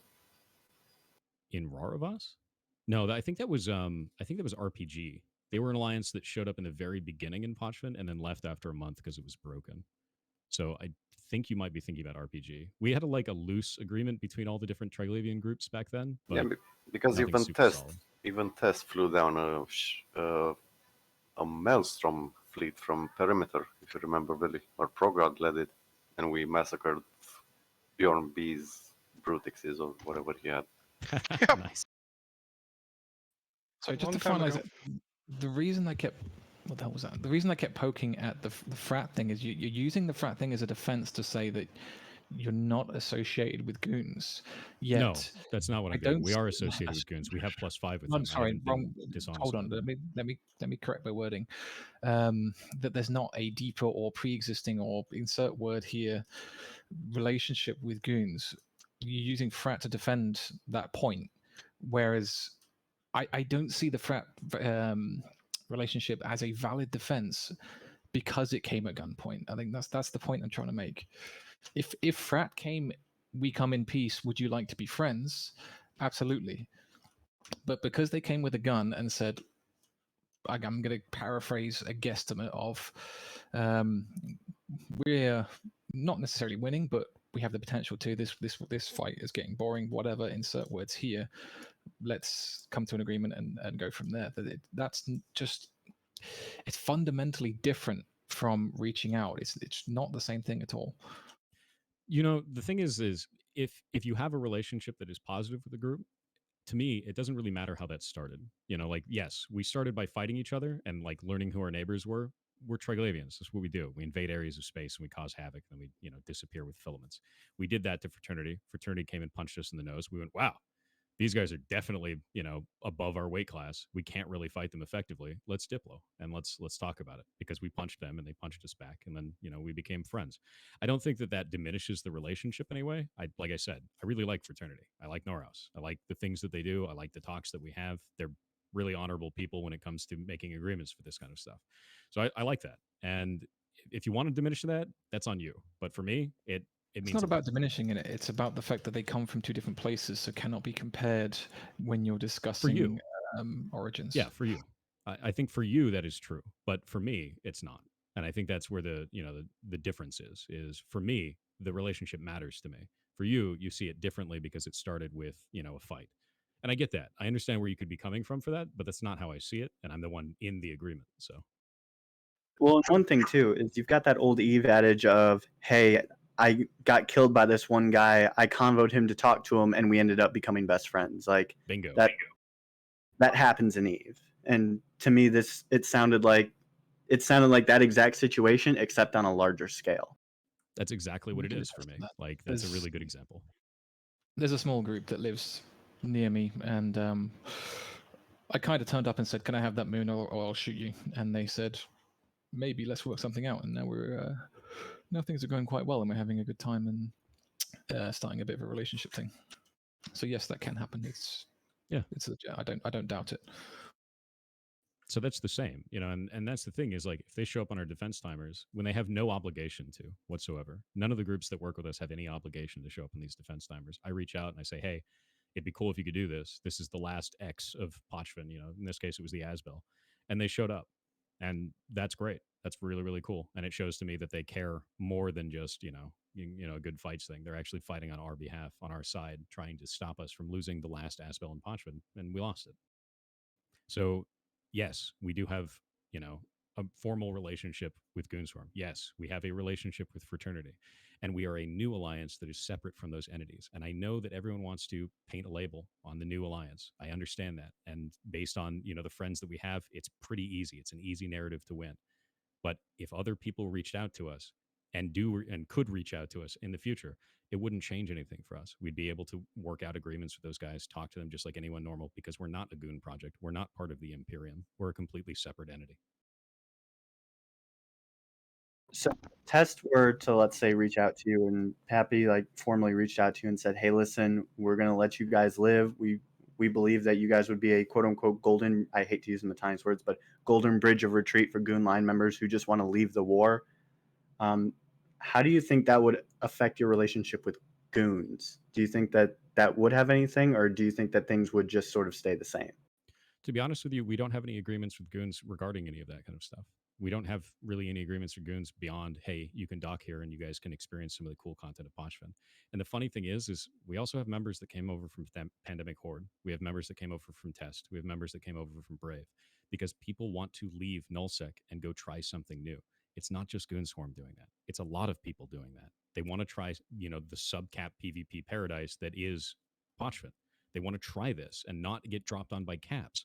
So they come here and they join us and they do that. So yeah, I wouldn't have a problem with, forming any types of agreements or talking to other people, because that is what we are. We're the last thing of, you know, subcap PvP. This whole area of space is what this is. It's like old Eve before caps. You know, it's such a cool place to be. So yeah, we do have other groups that are in here, and it's not just them. And we don't turn people away because they're Pandemic Horde. We don't turn people away because of any of those types of things. The only thing that we turn people away for is if they don't have enough skill points to put a Cove Ops cloak on, because you can't live here without one. So, way you guys are kind of like an NPS, like a lot like an NPSI group, where they'll just take anyone. They just care about having fun. We do care about having fun, but I wouldn't say we're NPSI. Like, we still do a review on people. We try to root out bad actors. You know, we have our group that looks for spies, all that kind of basic stuff, because we do have enemies, and not null block related enemies. We've got Edencom related enemies, and we get people that come in that try to, you know, spy on us and give intel away to the people we're actively fighting, just like any other large group. So we do turn people away sometimes because of, you know, we see that they are directly a bad actor. But if they just were in a null block once, I don't really care. I don't think I would ever care because I was in a null block once and now I'm here, you know? So if someone is in a null block, let's say someone in Pappy wants to create an alt and wants to go join Strybog with that alt just so that they can go and experience Podchman content. We've never based had a off problem what with you that. said. Okay, Yeah. so that's totally fine. Yeah, we've never had a problem with that. We have a number of people that are like that. We have people from all over the place from different null blocks that are doing that. And yeah, some of them are probably going, "Oh man, I've got spies in Strybog." No, you've got a character in Strybog that we don't care that you're feeding intel back to a null block because we're not a null block. Like, I don't. I'm not feeding intel back to a null block, dude. I'm a high I'm not sec saying you crab. are. No, I'm not saying you are. I'm sorry that. Spod, that may be interesting that you thought that applied to you. No, I didn't. Because I'm I the wasn't one that- actually trying to call you out there, Tony. That's why. Maybe he is though. Well, now that he seems Well, quite insecure is- about it, yeah. The thing That's is, if, funny. if I get accused of working for any null block, it's usually goons. So Oh yeah, you know, same hat, dude. Yeah. I know, right? Fuck that shit. One of them's +5, one of them isn't. Really, I'm kind of curious to hear your weigh in on this. I guess how would you feel if, you know, you made making a agreement with Strybog?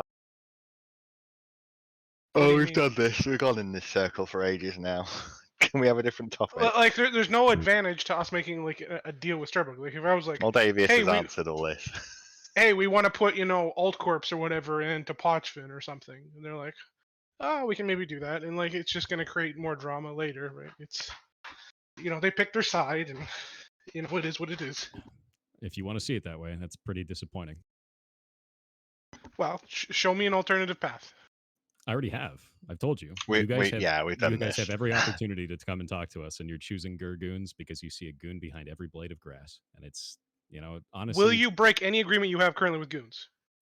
Why would we break any agreement? So the answer is no. So we can't have an agreement with you, right? Like that's how it works. But the right? agreement doesn't preclude you working together, Vily. It doesn't. I know, but any agreement we have would be based on us, persecuting our war against goons in Podchman, right? So it's you that's immovable, Vily. Correct. Sure.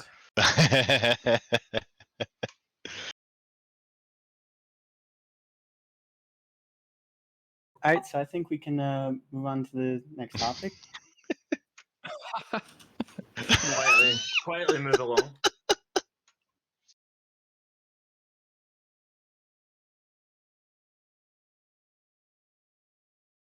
All right, so CSM. So CSM is starting to wind down a little bit. I guess question for all the CSM candidates here is, how did you feel that your campaigns went?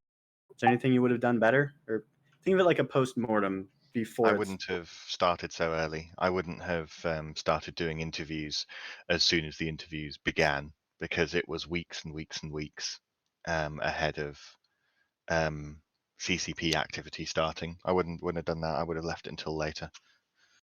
How many times did you repeat yourself? It's more that the bigger problem is that I expended those interview options early on. Ah, right, okay, so people weren't paying attention when he was putting out the Yeah. message, kind of thing. Smart. But the rest of you guys, how could do you believe what do you believe went well, and what could you have done better? Honestly, I really liked the debates, like especially the ones that I was having with you, Phantomite. Those were a lot of fun. They were intense, and that's where the real fun happens. I agree. I like those intense debates. I think that I would do more debates, but less of the just stand up and speak about myself stuff. I find that I don't really like doing that. I It's don't like an sitting there on endurance stage. test, isn't it? In a way. Yeah, I love it. To be honest with you, proving that you want that you're all unstoppable. Yeah, exactly. And I love that, to be honest. Like those battle royales, man, those were super fun. And I think I would do more of that kind of stuff and less of the stuff of like, I'm just going to stand up here and be like, "Hello, I am this. This is what I do." Like I don't think people get a really good idea for who you are from those types of situations. I think they get a good idea for who you are and what you stand for when you're, pressed in upon in a, battle royale. I think it's very fun to do that too.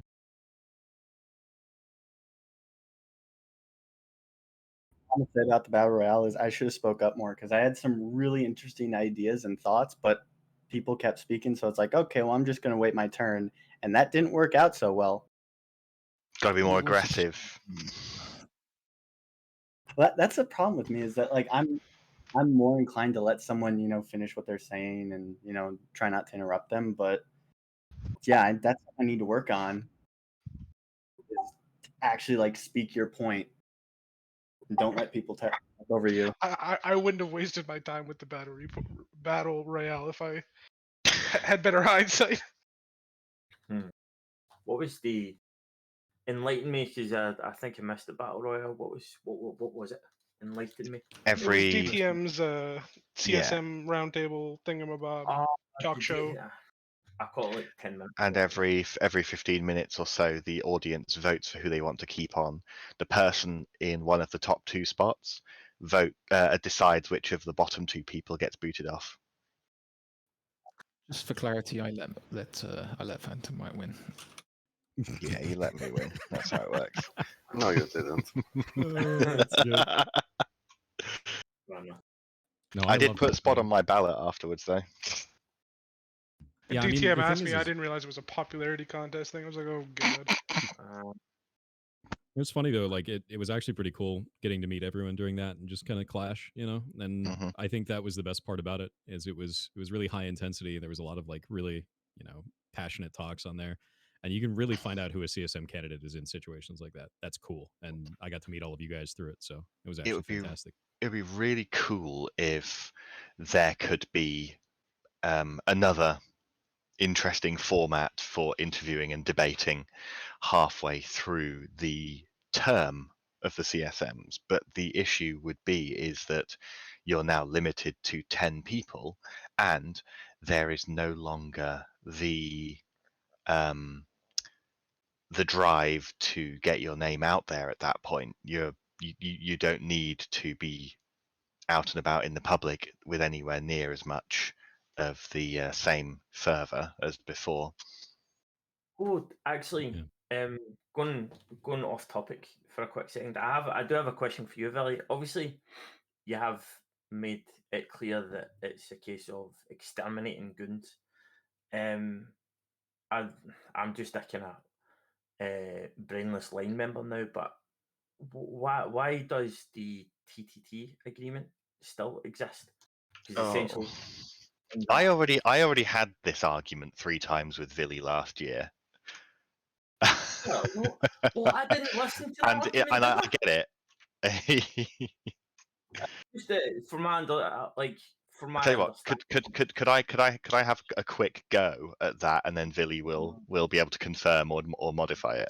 On you go. Well, just to clarify one point before you go into the TTT stuff, I never said this was about exterminating goons. I said this was a war of extermination. The terms are foundationally different. Goons choose to use the extermination thing as a rallying cry, so it is kind of what it is. I mean, you did use the word exterminate. Yes, I know. I said it was a war of extermination, a war to the death. There was a third. So you do want to exterminate them?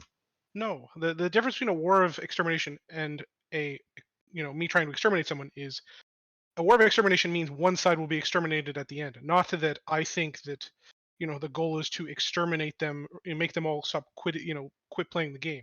I want to defeat them in the game EVE Online and break the organization that is Goonswarm. Are you saying that if it's a war where one side gets exterminated, that if you lose, then you're we're the ones getting exterminated, right? Like Right? extermination doesn't mean quit. Like in any normal sense of the any normal person knows it's just another way to say destroy, right? But like goons have used it as some weird rallying cry that we're here to try and make them quit the game. When So what do you literally mean the by paragraph exterminate then, if not making them quit the game? destroy their organization, defeat Goon Swarm. Like that is Yeah. to beat them in a video game. Like, Okay. like they try to personalize it, and it's Okay. always so like. I think no, I think I boys. get what you're saying, but I think using the word it can, while saying that we don't want to exterminate them, we want to exterminate them. Essentially, I think you've made a poor choice of words there. I mean, I get your point. What I'm trying to say is the personalization isn't real. Like we're not out to make anybody quit the game. We're just out to beat their organization. Extermination usually just means a more thorough destruction than traditional destruction, right? It's and we are all about that. So I mean, Are you I think saying that by exterminating a group, they won't quit the game? correct. You saying that that is not the case? Like if you Correct. exterminate, I- like absolutely go down Vily, every route I- and exterminate every one of their allies, Would I be not- right in It's- saying it's that almost you like want you can the read- organ? It's almost like you can read the quote exactly after the War of Extermination quote, and it will tell you exactly what I mean. You don't want goons to exist. You don't want the players that make up goons to be gone. Correct. Okay, all right, I get that. All right. But what if Alright. goons disband and change their name to something else? They'd What's still be that then? goons. They'd still be That would goons. still be the Goon Swarm organization, right? Like to me, they're like not, as I've said many times, 95% of the players in Goons could be the players in Test, and 95% of the players in Test could be players in Goons. Like the overlap in terms of your average, video game nerd is like it's very little, right? Like there's just we're all nerds playing a spaceship video game. We all like to think we're above and beyond some, norm, but we're just people who started at different points and got to different finishes. So when I think that, the Goon Swarm organization is the problem, I'm saying it's the literal organization, not the players. The players are just dudes like everybody other dude. The culture of Goon Swarm is probably the most problematic piece of anything, right? And to me, that is just something that has to be chased after and defeated over and over and over again. Elsewise, it becomes pervasive and, the community falls apart and is destroyed. That's my opinion. People disagree with me, and that's fine. I mean, I think that the reasoning should be as simple as if there's only two large groups in the game, then if they don't go to war, the game's mashed. Well, that, I mean, obviously plays a part. Like, we, before the war, we were like, okay, well, there's 3 groups in Eve. We have to side with one of them to start a major war, so... Well, whoever moves first gets to pick who they pair up with. Well, neither side was going to move unless one of the other sides moved, right? So somebody had to take that first step and that first leap, because everybody else was gun shy to do so. So we're like, all right, well, we'll fucking do it. So going back on my question, obviously you mentioned your mission is to, or your aim is to defeat goons. Do you not believe that the removal of goons from that agreement would accelerate? It would help a little, but I mean, generalized goon finances are not like weak enough that the couple hundred bill they get a month from the TTT is going to change much. And the reality is the TTT was designed to be an organization outside of Eve nullsec politics, even if it comes into the discussion more often than not. If we would have put this. Vily, the way I understand it is that any fighting over a Keepstar in high sec is horrific. That is Ferox absolutely grinding true. for weeks on end. That is absolutely true. And the It's high not sec fun for mechanics anybody. just don't support war well. It's one part On of that it. scale. Absolutely. Well, maybe if Keepstars even weren't on the allowed lower to be scale, in high sec, it would help. Even on the lower scale, like we've been fighting a little bit of Dark Side and some other groups, and it's like mechanics in high sec are just not like they have the weirdest slew, let's say, of mechanics because there's no interdictor bubble, so you can't mass tackle anything. The safety problems, no smart bomb problems, so things like ECM drones are all but like unkillable to a degree. Like the way logistics work, and people getting random what do you call it, kill rights. If I were managed to make it for another year on the CSM, and I said to CCP that the game could be improved by disallowing Keepstars being anchored in high sec, would you support that? Not really, no. I honestly Why don't not? think the Keepstar is like fundamentally the problem. Like people always say, it's like, oh, it's because it's a Keepstar, that's why we can't shoot it. It's like, if that was a fucking faction Fortizar, the difference would be basically zero. It's a little easier to harass, but anybody that goes to harass it knows what they're up against. Like the So fact if that it's there's if 5,000 it's people that are going to fundamentally show up to horrific, defend it is the thing that keeps people from attacking it, If not that it's- it's a Keepstar. so is it a case that this type of trade shouldn't be allowed to happen in high sec because you can't effectively or fight or in an entertaining way fight over it, or should CCP put significant work into giving people opportunities to not have to be part of large blocks, thereby making them huge? Do we get rid of this trade, or do we reduce the size of blocks? So when you say get rid of this trade, I assume you mean remove the ability to offshore. Yes. I don't know. I think so. Like the thing is, like the offshoring problem is like a foundational like design choice problem, right? Because CCP said we want markets in player made stations to create risk profiles to go live in them, but then at the same time they also leave G244 sitting there where there's no risk profile, right? So obviously everybody still uses G244. At the same time, you then have the issue where the tax is lower in citadels, and if you equalized it to the same as NPC stations, then nobody would use citadels, right? So it's more than just one level. The problem then becomes, how do you continue to incentivize Activity, citadels competition. and activity and and let's risk call and all it these other things? competition. Yeah. Sure. How do you incentivize competition at the same time as the other things? And I haven't been able to really come up with a good solution to offer. And Well, I've it's either certainly got thought to be get rid of this if there's no way to make it so that it's got competition. If there's no way to design this so that the competition is fun, then we either need to reduce the size of. Well, I mean, you already agree about groups are too large, so I guess that's the way you go with it, rather than this thing needs to be removed from the game. Well, the thing is, the TTT is a group that is larger than all other groups, right? Like the consortium, I guess you could call it. It's the cartel. Yeah. Yeah. That's Like really what that is. you have goons and Pappy and everybody that's involved. I don't have a problem with cartelling. That's an incredibly EVE Online things to happen. I like have that. a problem with the fact that there's no way to unseat that cartel. There is a way to unseat that cartel. I just don't want to explain it in depth how to do so.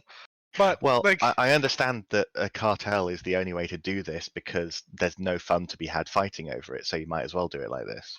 The cartel is the most efficient way to make money doing this. It's not the only way to do it by any means. So you would fight over it. I mean, I wouldn't blame you for saying no, because it looks like it would be horrible. There's a difference between would and could, right? Like, would we fight over it?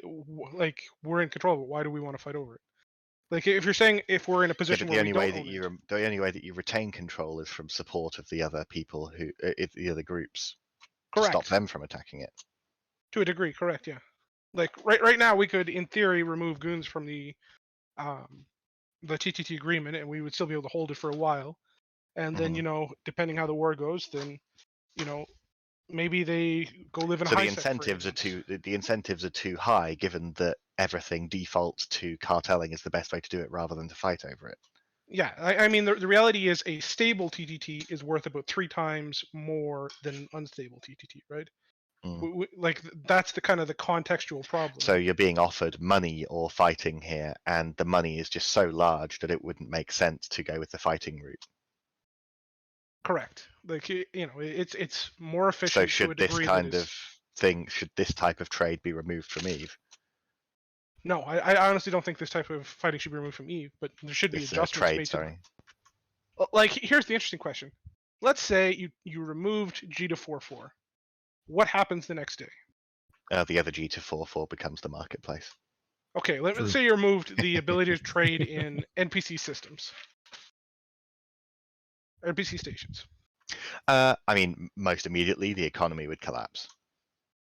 Sure. Yeah, if Maybe people in its couldn't trade current in form. NPC In its stations, current that- form, that it would be need part a of the kind game. of transition to do it, but there would always be somewhere that was a hub compared to everywhere else. Whether it would be as big, that's a different question. right. So the hubs become player stations in the same area. Like ICY controls the majority of them. We control the Forge one. But we kind of become the default. And obviously, I let me be clear. I don't support doing this. Mm. You now create a situation where you've increased the value of that market by a factor of fucking 10 or 15, right? So now it's it's truly making the obscene ISK that people think we actually make now. But the problem with And- that is you guys would then have that amount of ISK in order to defend it, so it's a self-serving cycle. Like that. Right, ends up being right. So the I like that doesn't work either. Like as I said, I'm not in support of actually doing this. I'm just trying to work through, The the logic cause of yeah. like yeah. because I can see at least that first order effect that it like just like, oh, here, I'll take 10 for a month, that'll be great. And to me that actually probably does remove the ability for people to contest it, because then you've got so much money that you can pay people absurd amount of money just to like cover it and protect it. What would you say about making NPC stations more competitive in the market versus Citadels? Well, do you mean making Citadels less competitive? That too. Either Yeah. of those things. I mean, I think you can do that to a small degree, but like the difference, like the value of safety is so high that I think you would be surprised. Aside from like once again like TTT where people know it's secure, and a couple other locations, people are for the most part not willing to leave their shit in fucking player stations, right? Because that I don't want to have my stuff destroyed, put into asset safety, all the rest at all, right? And nobody does. So you have to, like, it's not competitive now, I don't think, in many ways, aside from like a very few set. Like here's an interesting thing. What would like let's say Asbel's had a higher or a lower tax how would I do this? I'd say you leave like the Keepstar market tax the same, and then you increase NPC by 1%, but decrease or find a way to allow like Asbels or Fortizars to trade at a different level, or you create a new trade station or something. I don't know. left your channel. What would you say about NPC stations having the same tax rate as player-owned stations? You just kill any trade in player-owned stations from like then on. Like nobody will ever use a player station aside from like their. It kind of feels HQ. like a seesaw, but a very binary one, where it's either going to all default over to player ones, or it's none of it's going to do it. And both of them have their problems. I mean, the thing is a station that is a market, right? It should be there out of convenience for the players in that general area because they don't have a better choice for that area. We have a market that we run specifically because Pochvin is hell. It's really hard to get stuff in and out. So by running a market, we allow our people to be able to get stuff. Yep. If a market is up just because it's more competitive than an NPC station, the market's always going to win. So there's got to be some kind of a solution in there to either level the playing field or make it so that markets are specifically put down by players because there are no other options. Yeah, I mean, I don't really disagree with that. Right? Like it's about finding the balance and everything, right? Like right now, the balance is But what I'm not saying good is in that Jita, but is the balance good everywhere else? Because of the way the game works, the balance can only either be completely weighted in one direction or the other. So, I mean, I'm wondering aloud if it's possible for there to be a balance. I'm saying I reckon that maybe there is no way to balance it. Well, once again, I ask the question, like, do we think the balance between NPC and Citadel tax is fine everywhere else besides the Forge region?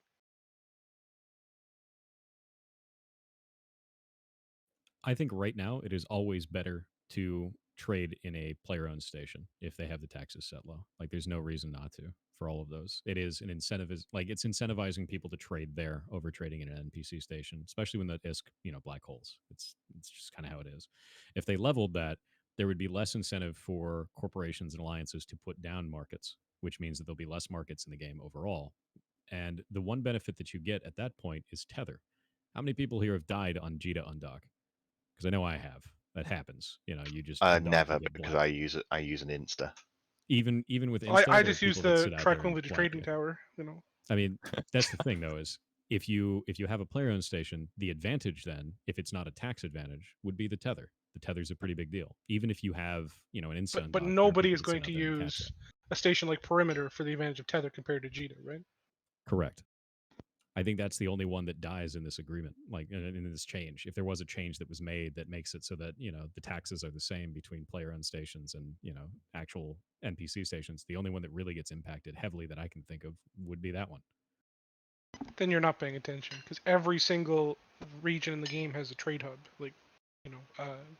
and all of them become NPC stations instantly. Right? Yeah, but not all of them are next to Jita 4.4. Correct. And the reality is the ones like if you Google EVE Online trade hubs, only like the top 3 are any good for anything. The rest are a mess. Right, because unfortunately the problem I'm trying to what I'm trying to say is that it's weighted one way in Perimeter, but it's weighted the reverse way everywhere else, and that's part of the problem. Right? Like we're trying to solve the situation of, how do we, fix market hubs? But the problem is in Perimeter, it favors the Citadel too much. Everywhere else, it favors the NPC station too much still. Right? So you're trying to solve a specific problem with a generalized problem, where the generalized problem is actually the reverse of the singular problem. Do you guys get what I'm saying? I mean, I think overall what we're all trying to figure out here is just a way to either make this be worth fighting over and be fun fighting over, or to get rid of it. I think those are the only two eventualities that would solve the problem. Yeah, because the thing is right now it's not even fun to fight for it, because what are you really fighting for, right? Like if you want to fight, Well, it's the combat itself is soul destroying because of high sec mechanics. Exactly, I agree, and that's the well, thing, high is sec any mechanics type just of- don't scale well into tie-dye, right? You lose all of the force multiplying options that nullsec and lowsec have, so you're basically in a situation where it's entirely n+1, which many people talk about as the bane of their existence, which rightfully it probably is. And then you're in a situation where it's just terrible.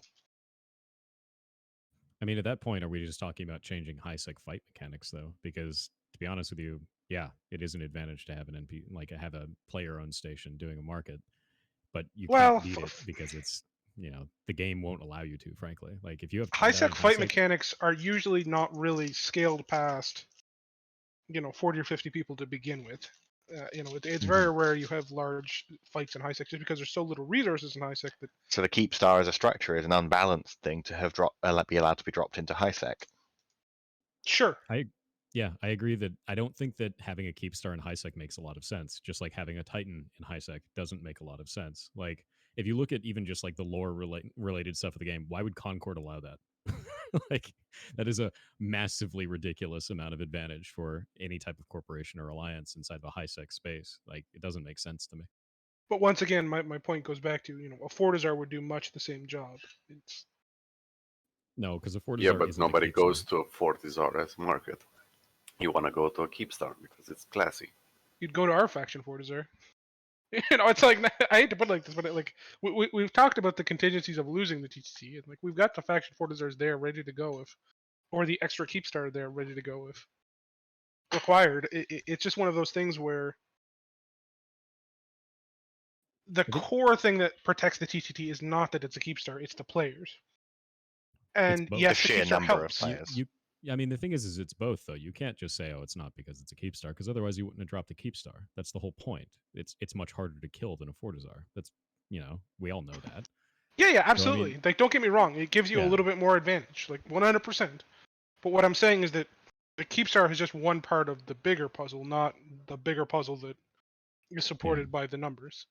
The Keepstar can be reinforced by literally 20 dudes. It takes...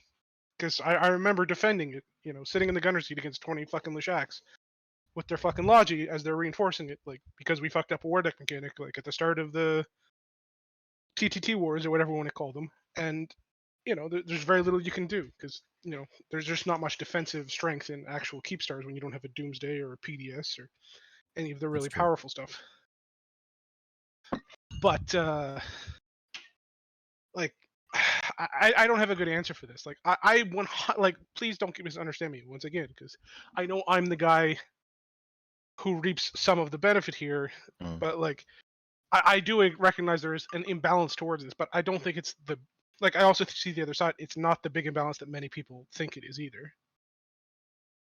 Sure, I think that's fair. I mean, the thing is everybody who's involved in the conversation on this, it's more just coming up with ideas of like what could possibly happen, because everybody here is involved in some way or another with, either being like, man, they make a lot of money off of that and there's no real effective counter in high sec, or man, I own this and, we should be able to own such things because we put the time and invested and have all the people to back it up.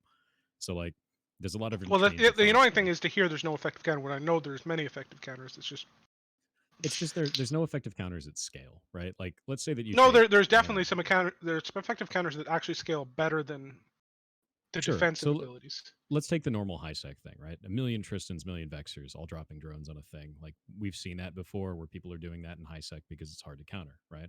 Because there's no smart bombs, there's no PDS or anything like that. The problem is in tie-dye, drone mechanics start to break down. They're some of the first things that start to break down. So if you have enough people on grid to fight a Keepstar in high sec, you're going to run into tie-dye, and the one major effective counter that most people do in high sec doesn't work as well anymore.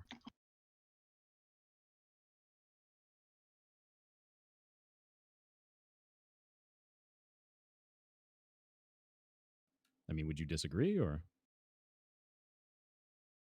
Disagree with what? Sorry. with what I said?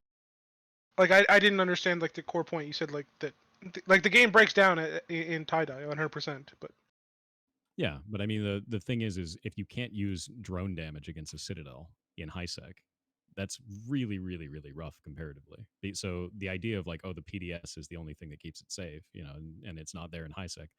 Drones disappear in high sec. If you have tie-dye, tie-dye ruins drones. Like it see, absolutely my ruins drone experience has damage. been the reverse, in that it overpowers drones because they're all but impossible to target at scale. With that being said, like drones are one of the many ways in which the TCCP can be truly messed with at scale. Just one.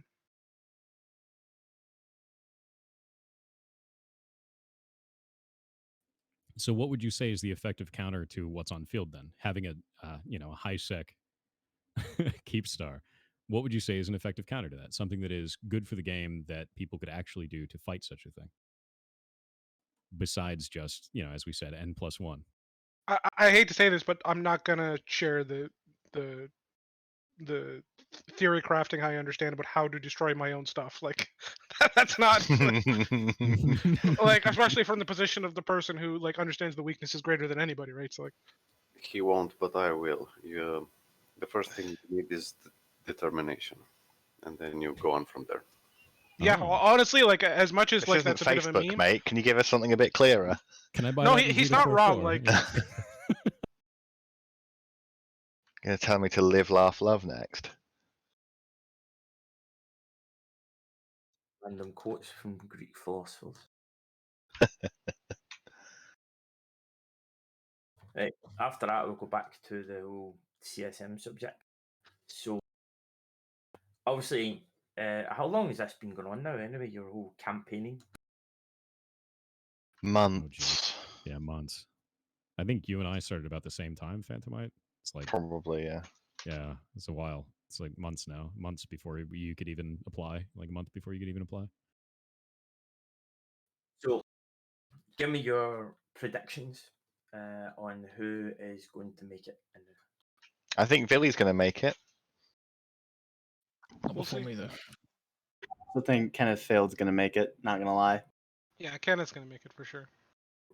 Rich Richmond, actually, I don't know if he's got it. Like, I think he is because he's got Fraternity's vote. He's number 2 on their ballot. Oh, that's really helpful. The maths say, based on publicly confirmed support, no, but if the things he tells me are true, maybe, when it comes to Rich. I'm not going to lie, I have no idea if I made it or not. It's a real toss-up. Yeah, I mean, same here. I mean, I've got all the people that, are allies and friends and stuff that have contacted me and said like, oh, I voted for you. And it's pretty cool. It's a really cool thing. But at the end of the day, I have no idea. I have absolutely no clue. One I do kind of regret and kind of made a mistake on was going on DTM's stream and doing the interview. Oh, why was that a mistake? So it wasn't a mistake as in like I got like, well, I don't want to say I didn't get screwed, because I got screwed because it was my own fault, basically. I didn't research what I was. There were things I was confident about, and I was like, yes, these are the things I want to touch on, but I didn't. I should have done more research. So I should have researched into, okay, I know how my experience in PvE works, but I should do more research into how other parts of the game do PvE and different kind of things. Also, when I was asked that question about what's the difference between a streamer asking for ISK and the whole I want ISK scenario, I probably should have just said, I don't know much about that. CCP banned the ISK and said this isn't cool. I support that decision. I shouldn't have gone into the whole thing of what was bad and they shouldn't have done that. I kind of dug myself into a hole, because the whole premise was, what's the difference from, Iron Bank making money off of people spending in his casino versus streamers saying like, oh, well, give me ISK. I mean, the clear difference is one's gambling and one's just donating ISK. And I totally fucked up that whole question.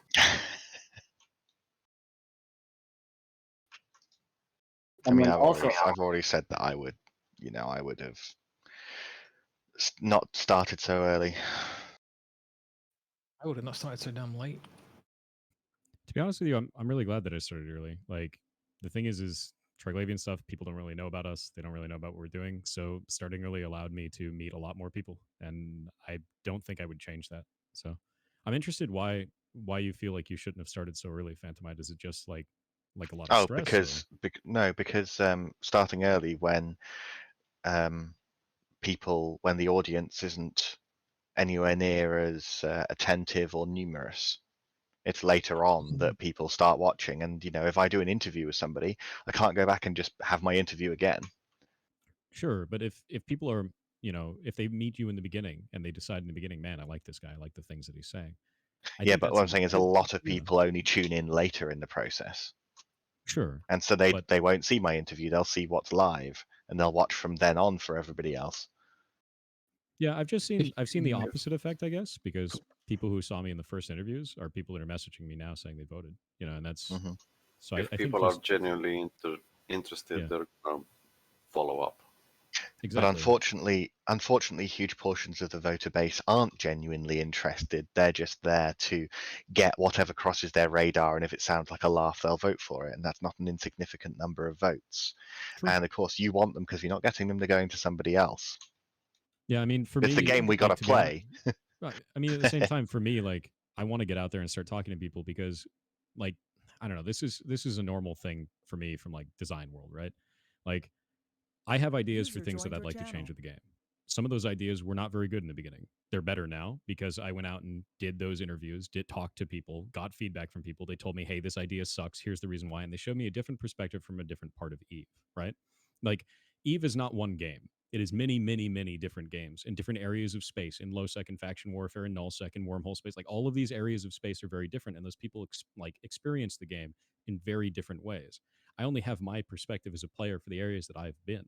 So by getting in early and being able to debate and talk often, I can get all of those different perspectives and make my platform better for the general audience of Eve, which makes the game better overall if I win. So that's kind of how I see it, is like, get in early, talk to people, interact with people, change your own ideas and your own biases and your own feelings about the game, and move from there. I totally agree with Mal on that one. Except from my perspective, it was better to get in early, fuck up horrendously, and then get better so that once the campaign time actually starts, I have a better grasp on things. Which, funny enough, during my DTM interview, I was for sure thinking that, all right, I've got one thing up on the candidates that no one else has. I've got experience in game QA. And then when DTM said, oh, well, what about Maldavius? He's worked in QA. Immediately, I was just like, I think I said an audible, well, fuck, there goes my golden ticket. You shouldn't feel that way, though. Like, that's one of the biggest things, man. Like, yeah, I did QA for a long time, but like, so did you. You were in the trenches as well. You understand how it works. You understand how testing games works as well. And that's really valuable. So I hope you didn't feel devalued just because someone else had the same experience. Oh Seriously. no, it wasn't a system of devalue. It was more of like a system of, okay, this is my one thing I've gotten. And it's like, okay, someone else has got this. Now it's a Now what? now it's a battle. Let's fight over QA. I mean, that's the whole reason why I brought up the whole, like, hey, that issue you experienced in Pachman sounds like a Sev 1 Pry 1 won't fix, which it's happened to me before and it sucks. I've never seen it like out in the wild before. Yeah, I mean, one of the things that I've talked to a lot of people about is many of the issues that I've been seeing with Pochvin and with some of the patches that are recent, they seem like really low end QA checks, like literally just does the content work kind of stuff. And you know what that is. You understand that more than anyone. Is like these are basic, basic sanity checks, basic ones that are just like, hey, can I take this gate? No, I can't. Don't release that. Like basic weird stuff. And it worried me a bit. It worried me about CCP's QA process. It worried me that maybe the QA team wasn't getting enough time, or they weren't getting enough information, or they weren't being managed correctly in a way that was making them effective. Because it's never a case of the developer is lazy. It's never a case of the developer doesn't care. It's always an issue of some kind of management problem or some kind of resource problem. And it sucks because in the community, in any game community, most people will always rely on the developers suck, the developers don't care, blah, and part of the reason that I started streaming game development in the first place, because I've been streaming on here now partnered for like 3.5 years, is to get rid of that, is to dispel that.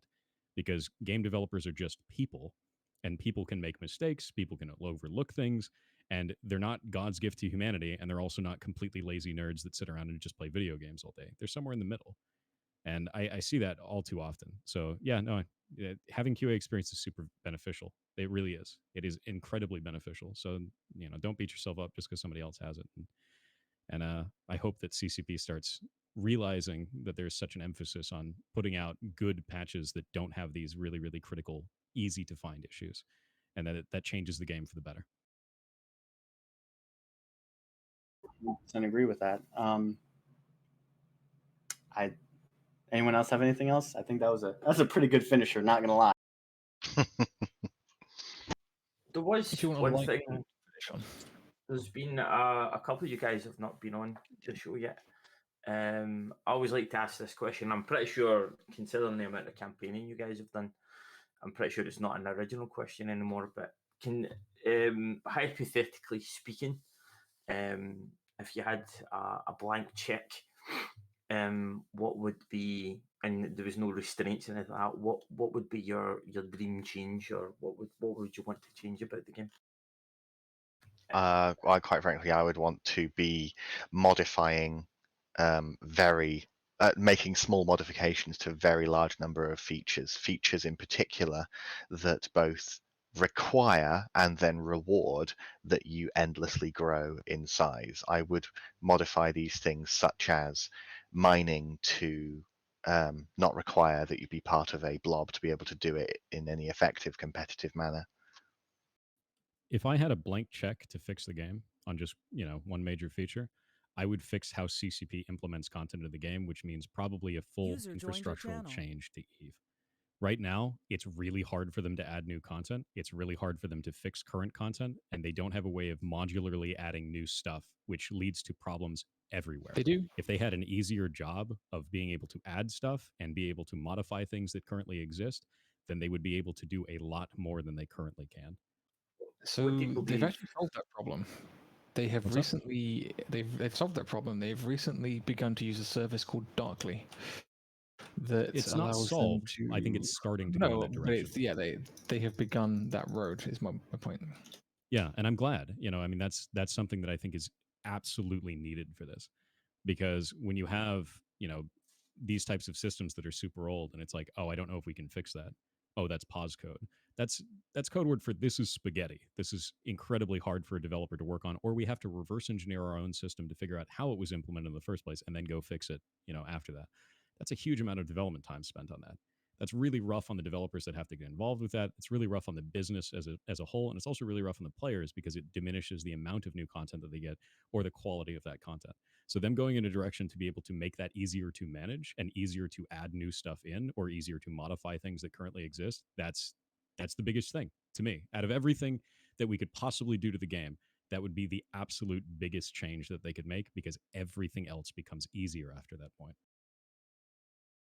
It was one of those things that appeared on CC maybe a week or two ago that a lot of people didn't notice and didn't realize the potential implications of.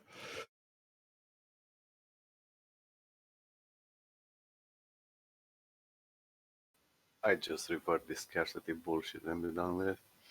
Yeah, I hate scarcity too. I'm down with that. I mean, the point of scarcity is that the mineral economy is absolutely just screwing the game right now, or was beforehand. And so it's just screwing it in a completely different way now, ready for, allegedly, a timely reintroduction of materials in a different balance. I understand why scarcity came into play, and it was like because we need to drain the wealth of these massive capsule organizations. Like this massive war, like we're in this situation where goons are camping the gate with hundreds of thousands of ISK worth of Titans and supers just camping the gate, and we can't get in, and we can't bust through the gate, and we're constantly going back and skirmishing back and forth and literally losing billions of ISK every single night. Like it blows my mind how much ISK we're able to lose and how it's still not stopping the war effort. Like CCP wanted to drain our wallets to make it so that we could undo the damage. They wanted to drain assets. Pretty much. Instead, everyone docked the assets and fucked off. I understand why scarcity is a thing, but that doesn't mean I like it. And if there was any other way CCP could have done it to sort of like drain those faucets a little bit more, I think that would be much preferable. Like, I don't know, maybe just spitballing here, but maybe like a system where miners could donate their ore to an empire and gain LP or faction standing or something like that. Because in my experience, like the only way to make money off of ore is you sell it. And if you don't sell it, you stockpile it. And what a lot of miners will do is they'll wait and they'll stockpile their ore until they can get the very best price for it. And thus creates this whole situation of people just having so much ore that, a battle like M2, where literally hundreds of Titans was lost, is still able to be replaced and can keep the war going. That's nuts. In the past, the type of war that happened in M2, like the type of flub up that happened in M2, and I'm sorry, Vily, to bring this up, but like that would have ended the war. It didn't. Pappy recovered. That's insane.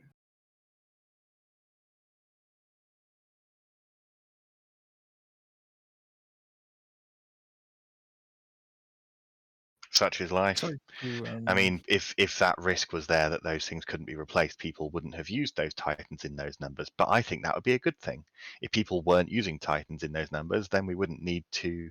That's just another reason to need to be part of a gigantic group. So, it may be extremely cool to see Titans fighting each other, but I think that seeing them fighting each other on that scale is just an indicator of the poor health of the economy. Left your channel. No, I agree with that. I mean, the thing is I remember a long time ago, Titans were like, it's, oh my God, it's so epic to see that. But now it's like 300 Titan battle. Like it's still really cool. It's still really amazing, but kind of loses a lot of the prestige. It loses a lot of the point and prestige. So I could see where CCP was trying to go with the scarcity thing. But to be honest with you, it hurt players so badly in many, many other areas of the game rather than well, just there. It hurt people in ways that they had become comfortable with and got used to. I could see that, yeah. But if you're having such a so many diminishing problems on smaller groups throughout Eve, where suddenly they can't compete or they don't want to undock because they can't, replace something. The age-old rule in Eve is if you can't afford to fly it, don't fly it. What if you can't afford to fly anything? And that's like that for a lot of people. I'm not just talking about no blocks. Like obviously, they've got mass reserve stockpiles. But what about for everybody else? That starts hitting them too. and they don't have the large amounts of ISK that are required to be able to weather that storm, and I don't think that's good. I don't know if this supports Mal's point, but I rely on SRP. If I don't get SRP, I don't fly. Yeah, I mean, even look at the ship economy in the game. Everything is going up in cost. Think about any of the people that are, just in high sec or in low sec that are trying to buy those ships to be able to do content every day. What are you going to do if your ship costs 50% or 100% more? And you're still getting the same amount of ISK out of doing, PvE sites. And you're still getting the same amount of ISK out of doing, mining or anything like that. That's going to get harder and harder. Look at an Orca. Orca's 2 billion ISK now. I think that a problem here is that this should have been going hand in hand with development of the game to not require that you need to use those ships to be competitive as well. And again, I sound like a broken record, and I think that we're all in agreement anyway, so it's not really a point of contention. But groups in EVE need to be a lot smaller and more numerous. Yeah, I can No, agree with they that. don't. But they No. need. They You can mean do no, they whatever don't? they want. Yes, they can So- do whatever they want, but the game is designed to both encourage them to do it and then reward them for doing it. Think about it this way, right? But You've got it's easier not the to. scarcity Not issue, gonna but you've happen. also got You can say that, redistribution, but right? we've already talked about it all. So Here's the thing, though. CCP tried this. They already tried what you're saying, Phantomite. The redistribution of minerals, the redistribution of materials made it so that null sec, low sec, high sec, and wormhole space all have different materials that they have to put together in order to make these things, which means that they have to either infight for those things or they have to make agreements. The problem is the way that they implemented it, the side effect is everyone wants to be blue with each other.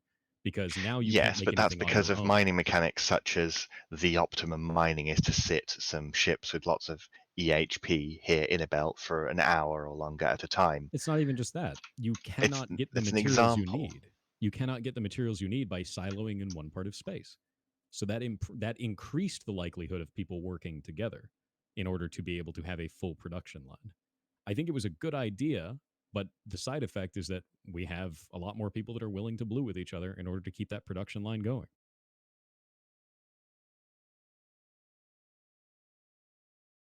So that just promotes large groups. It just does. It was a good idea to try and break up those silos to make it like, oh, you have to work with other people. You have to do something, but it created even larger groups to fight against. Could you give me an example? I honestly don't have an example, but can you actually produce anything without having, if you want to make faction, battleships right now, can you actually do that without having gas? No. Can you do anything in just null sec without having low sec and high sec as mining alternatives? No.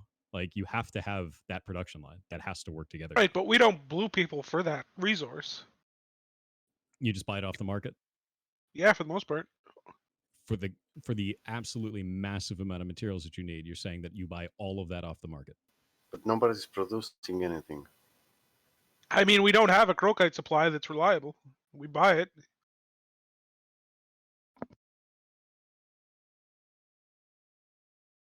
I was about to say, but do you buy it all off of JITA or do you buy it off of members that go in mine? Every producer is going to be different, right, in terms of where they get their stuff. What I'm saying is that there's no large agreements that where we're blue to people so that we can better buy resources from them. Are you saying that you do have agreements with people you're not blue with to buy those resources? No. Not that I'm tracking. Well, if you guys are just buying it off of market, then yeah, I guess I'm wrong on that. But if you aren't, if you're using a bunch of other groups that you have, agreements with to buy certain amounts of materials on maybe a monthly basis or something like that, or irregular sales on that, then yeah, that is exactly what I'm talking about. Yeah, but I'm not tracking anything like that. So. I don't know on top alliance level, but on regular people, no, they just buy it off the market and ship it down or do whatever. It's not. For sure. Well, and there are people in Pappy that do go out and mine this stuff in low sec, and there are people in high sec that, I mean, it's not official from what I'm tracking. I can't. Sorry, I used your word, Vily. But one thing that I do know is that there are a lot of people in Pappy that also have high sec alts. So, I guess there is a supply of crocite, and some of that is coming from Pappy internal. It's just it might not be very much. So at that point, you have kind of two options as an organization. Either you're large enough to By be the way, able to I gotta run, expand. guys. See you later. All right. I'll see you, Phantomite. I mean, At that point, you're either going to have to expand your organization to be able to hit those other types of resource areas, or you're going to have to work with other groups that already have them because you don't either have the manpower or whatever's going on in order to do that yourself. In this case, it looks like Vily, you guys have just expanded and be able to do that because you can do that. You have a ton of people totally available to you. For smaller groups, they can't do that. Now they have to band together. They have to create more coalitions. Smaller groups would have to. So I don't think that this model, really does anything to the largest of groups in Eve, but for smaller groups in Eve, they have to change their behavior based on it.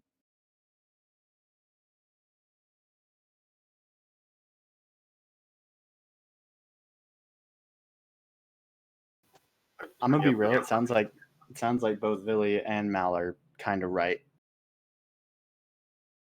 Yeah, I mean, the thing is just different perspectives on the same thing, but I don't think he's wrong, and I don't think that I'm wrong in this.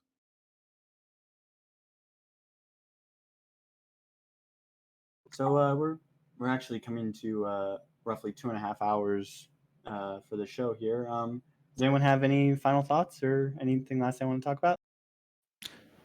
I missed the chance because it got too feisty, but I want to drop my Jesus feature idea, if that's quite right, because it's a bit different to what other people have been saying. Yeah, let's hear it. So the Jesus feature that I want to see, I'm not going to go down the road of like do X, Y, Z to fix the game because by Jesus feature you mean the blank check chat? The blank check feature. I'm not going to proclaim that this will fix the game or massively improve the game for certain people in a major way. But what I would absolutely love to see is a litany of changes towards how the market and contracts work, including things like contracts being able to be put into a tradable item of sorts, shares being tradable, contracts with third-party escrow. So that trifecta of 3 items would enable a lot of things that Mr. Hilmar likes to pretend exist in Eve that don't actually exist in Eve. Things like futures and actual loans and contracts like that will become far, far more common if we have just a small assembly of what seem like relatively minor features. When they work together, they enable quite a insane amount of financial features, if that makes sense.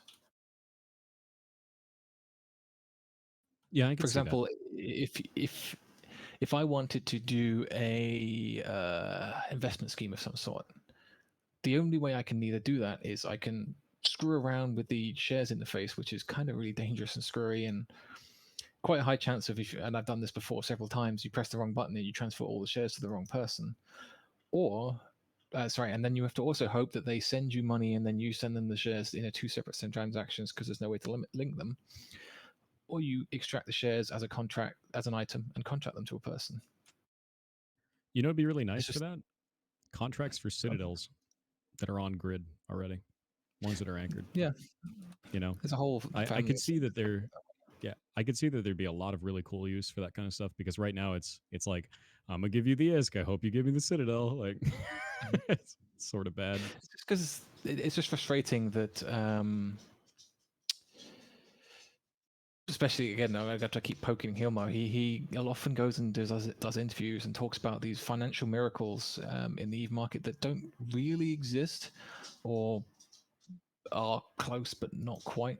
Especially things like futures and loans. They only exist on a very, very low peer-to-peer basis typically between certain trusted parties.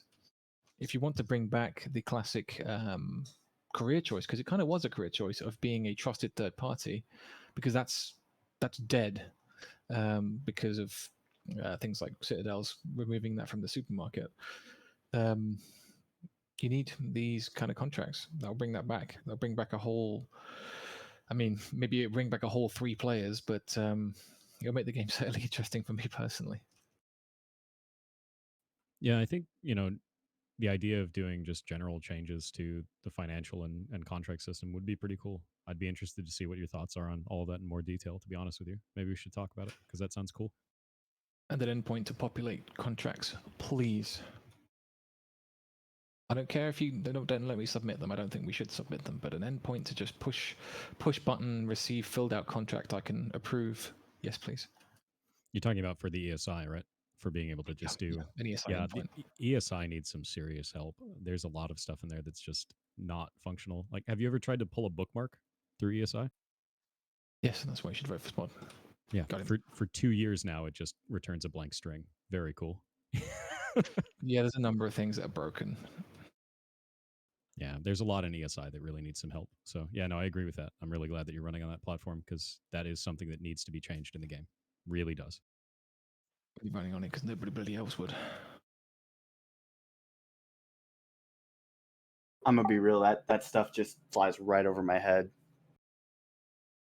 It's basically trying to make Eve the and again things that people are poking in chat. There's certain things like we can fix the scarcity problems and whatnot. Like that's not why I'm running personally. It's something that does need fixing, whatnot. But I'm not going to comment on it because I'm stupid. But the market changes I'm suggesting is about making this Eve this magical capitalist super sandbox that CCP kind of claim it is. Yeah, I mean the thing is it's really in disrepair, and it makes me wonder like who the owner of that is inside of CCP. Do they have a team that's directly assigned? Of ESI. Yeah. Do they have a team that's actually assigned to that? There is a team that works on it, but it's a little bit of a skeleton crew. Yeah, and it makes me wonder they just don't have enough, like maybe just enough manpower, because ESI is huge for people creating organizations within the game. It is absolutely enormous. And for being able to build cool tools that do neat things in Eve, I know a lot of you guys out there probably don't care about ESI in any way, but it shapes the way that you play the game, whether you realize it or not. And it's really, really important. So if I'm not mistaken, is ESI basically a way for external apps to read game data? Yep. Yeah, it's how you interact with the game from outside of the game. It also allows you to do primarily reading stuff.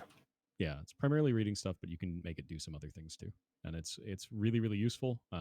It's used for all kinds of basically any application you've ever used. It's a third-party app, things like Z Killboard, all that kind of stuff. That's all through ESI.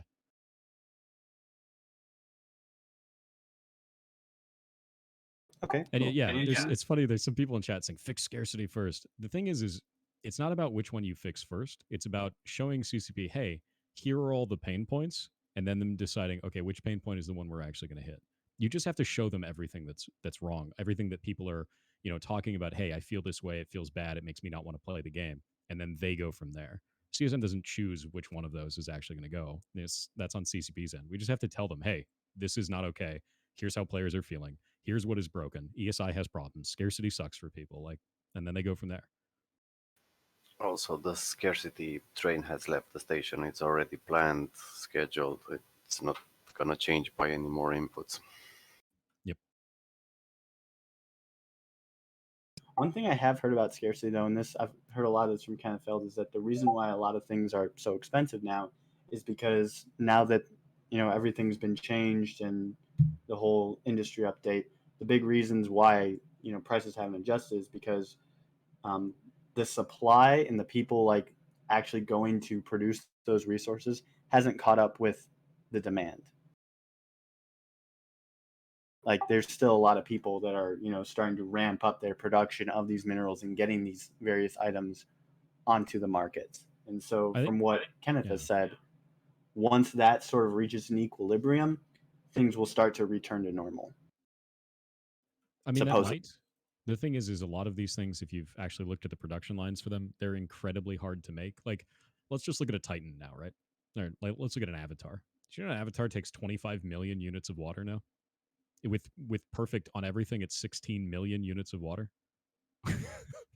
That is 36 characters over 30 days at a 1-day pull on 6 ocean planets each. For every one of those that gets built. And that's not even every cap. Every other cap ship takes the same. Zernitra takes 1.6 million units of water.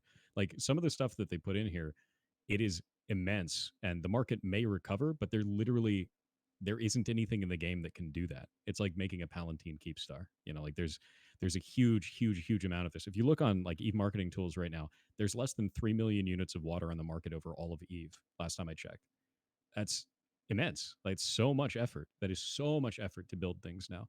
And while I think it's cool, I think it's neat to integrate other areas of the game to do it. I think the numbers probably are too high right now, to be honest with you. Mm. Right, and I think I totally agree with that, and I think it's going to be one of those things where we'll just have to wait and see. Yeah, it's impossible to say whether any number is too high or too low or whatever, because the whole rebalance in terms of costing and industry and whatnot, that whole story is not over yet, and until we're even vaguely close to over, we can't really talk too much about it. And I suppose the other side of that problem is we don't know how close we are to it being over. Nobody knows. Oh, for those who are saying that Titans don't require water in chat, they do. So they have a thing called a capital core temperature regulator now, and that requires 250 units of core temperature regulator each, and each of those units takes 2,500 units of water. So yes, it's 250 times, let's see, times 2,500 times 40 to build a Titan right now. So yes, That's an immense amount of PI. And that's also chiral structures on there as well of 100 units per one of those 250 as well. It is absolutely immense amounts of PI. Go look at the blueprints. You can check them. So I've just realized that I haven't actually said my golden feature that I would have if I had an unlimited check. So one thing I would do is in the agency window, I would just put a community tab and then just have all the different Eve streamers in it, just in the game right there, so players can just see it. And so the new players can be exposed to it from right off the bat. I like that, actually. Sorry. That's pretty cool. Yeah, I dig that. I missed it because I was distracted. So the basic idea is have a community tab in the agency window that just has all the different Eve streams and has all the different organizations. They used to have a thing where they would play organization like billboard videos and different ads for alliances. Where did that go? That was a cool thing, to actually have player organizations being represented and shown off in the game, like in the billboards on different stations in Caldari space. Like that shit was cool. Yeah, I'm not sure what killed that. It was a nice little thing to have. Yeah, anything that improves like people's ability to engage with the community like that, yeah, it's an A+. I'd super agree with that, man. Like being able to have someone enter the game, see that there's a streamer on there, maybe go interact with that streamer, find out more about the game, get interested in some kind of a community. That's good. I think that's really good. And the thing is, like, they wouldn't even have to go through and be like, okay, what streamers do we have and yada yada yada. They already have the partner program. They could just take the streamers from the partner program and just immediately put them in the game, in the agency window. Like they've already been verified. If you didn't like their content or you thought it didn't represent your game well, then why are they a partner? So there's no worry about that.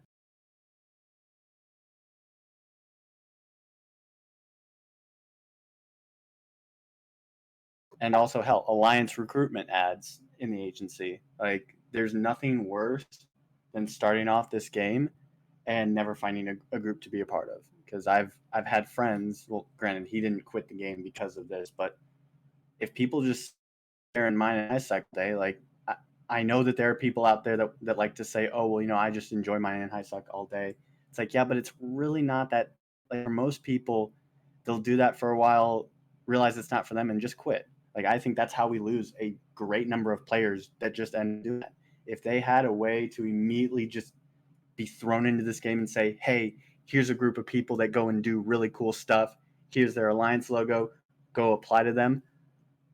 I can almost guarantee you that player retention among newer players starting this game would increase significantly. Related, but very niche grumble. Do you know off off the top of your head, how you apply as a corporation to join an alliance? It is horrible. It is actually it's horrible. the stupidest, most hidden piece of shit. Like word of mouth. Only way is the only way to know this. It's a fucking joke.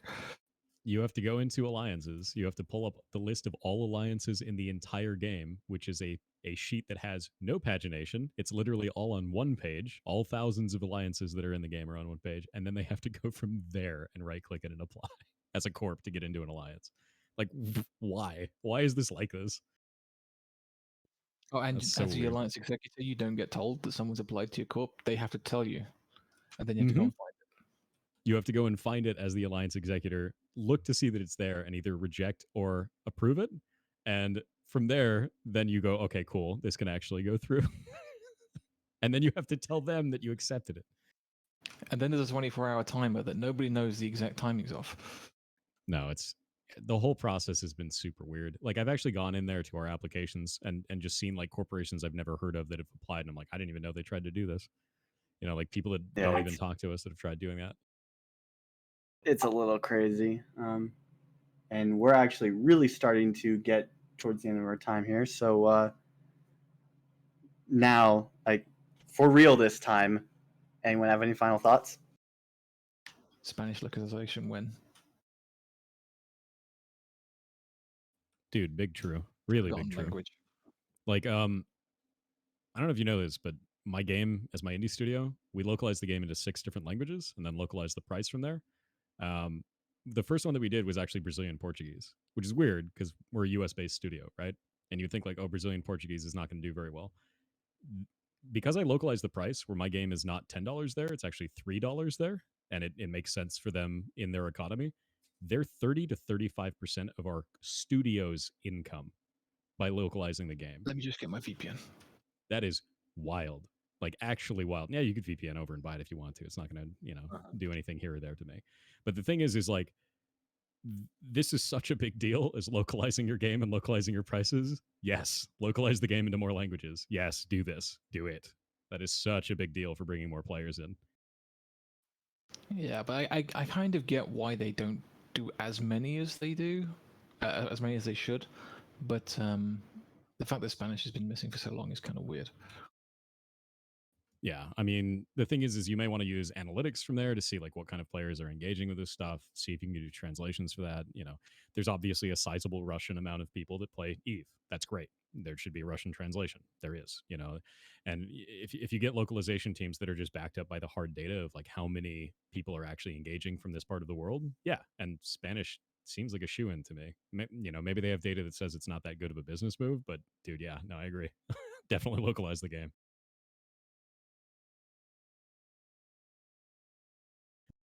It's funny, you say in chat, localization costs money. Yes, it does, but it makes more every time you do it. If you localize your game into another language, you are almost always making more money than you put into it, like hand over fist. It is such a big deal. And I know that because I do that for my real job. That is what I do, is I make games. I can confirm localizing does make money. The stuff I've worked on is localized in more languages than I knew existed. And it's generally one of the cheapest things you can do to improve your income for your game, too. Well, that about wraps up the show. I'd like to thank all the guests for coming this week. If you're watching the show and you like what you see, then please hit that follow button. New Eden Post streams Eve-related shows throughout the week, including Trash Talk Tuesday on Tuesday, Lasers and Lace on Thursday, and now Between Two Keepstars, not every other Sunday, because I'm going hard with this shit. Anyway, always remember to bubble wrap your Keepstars, and we'll see you next time.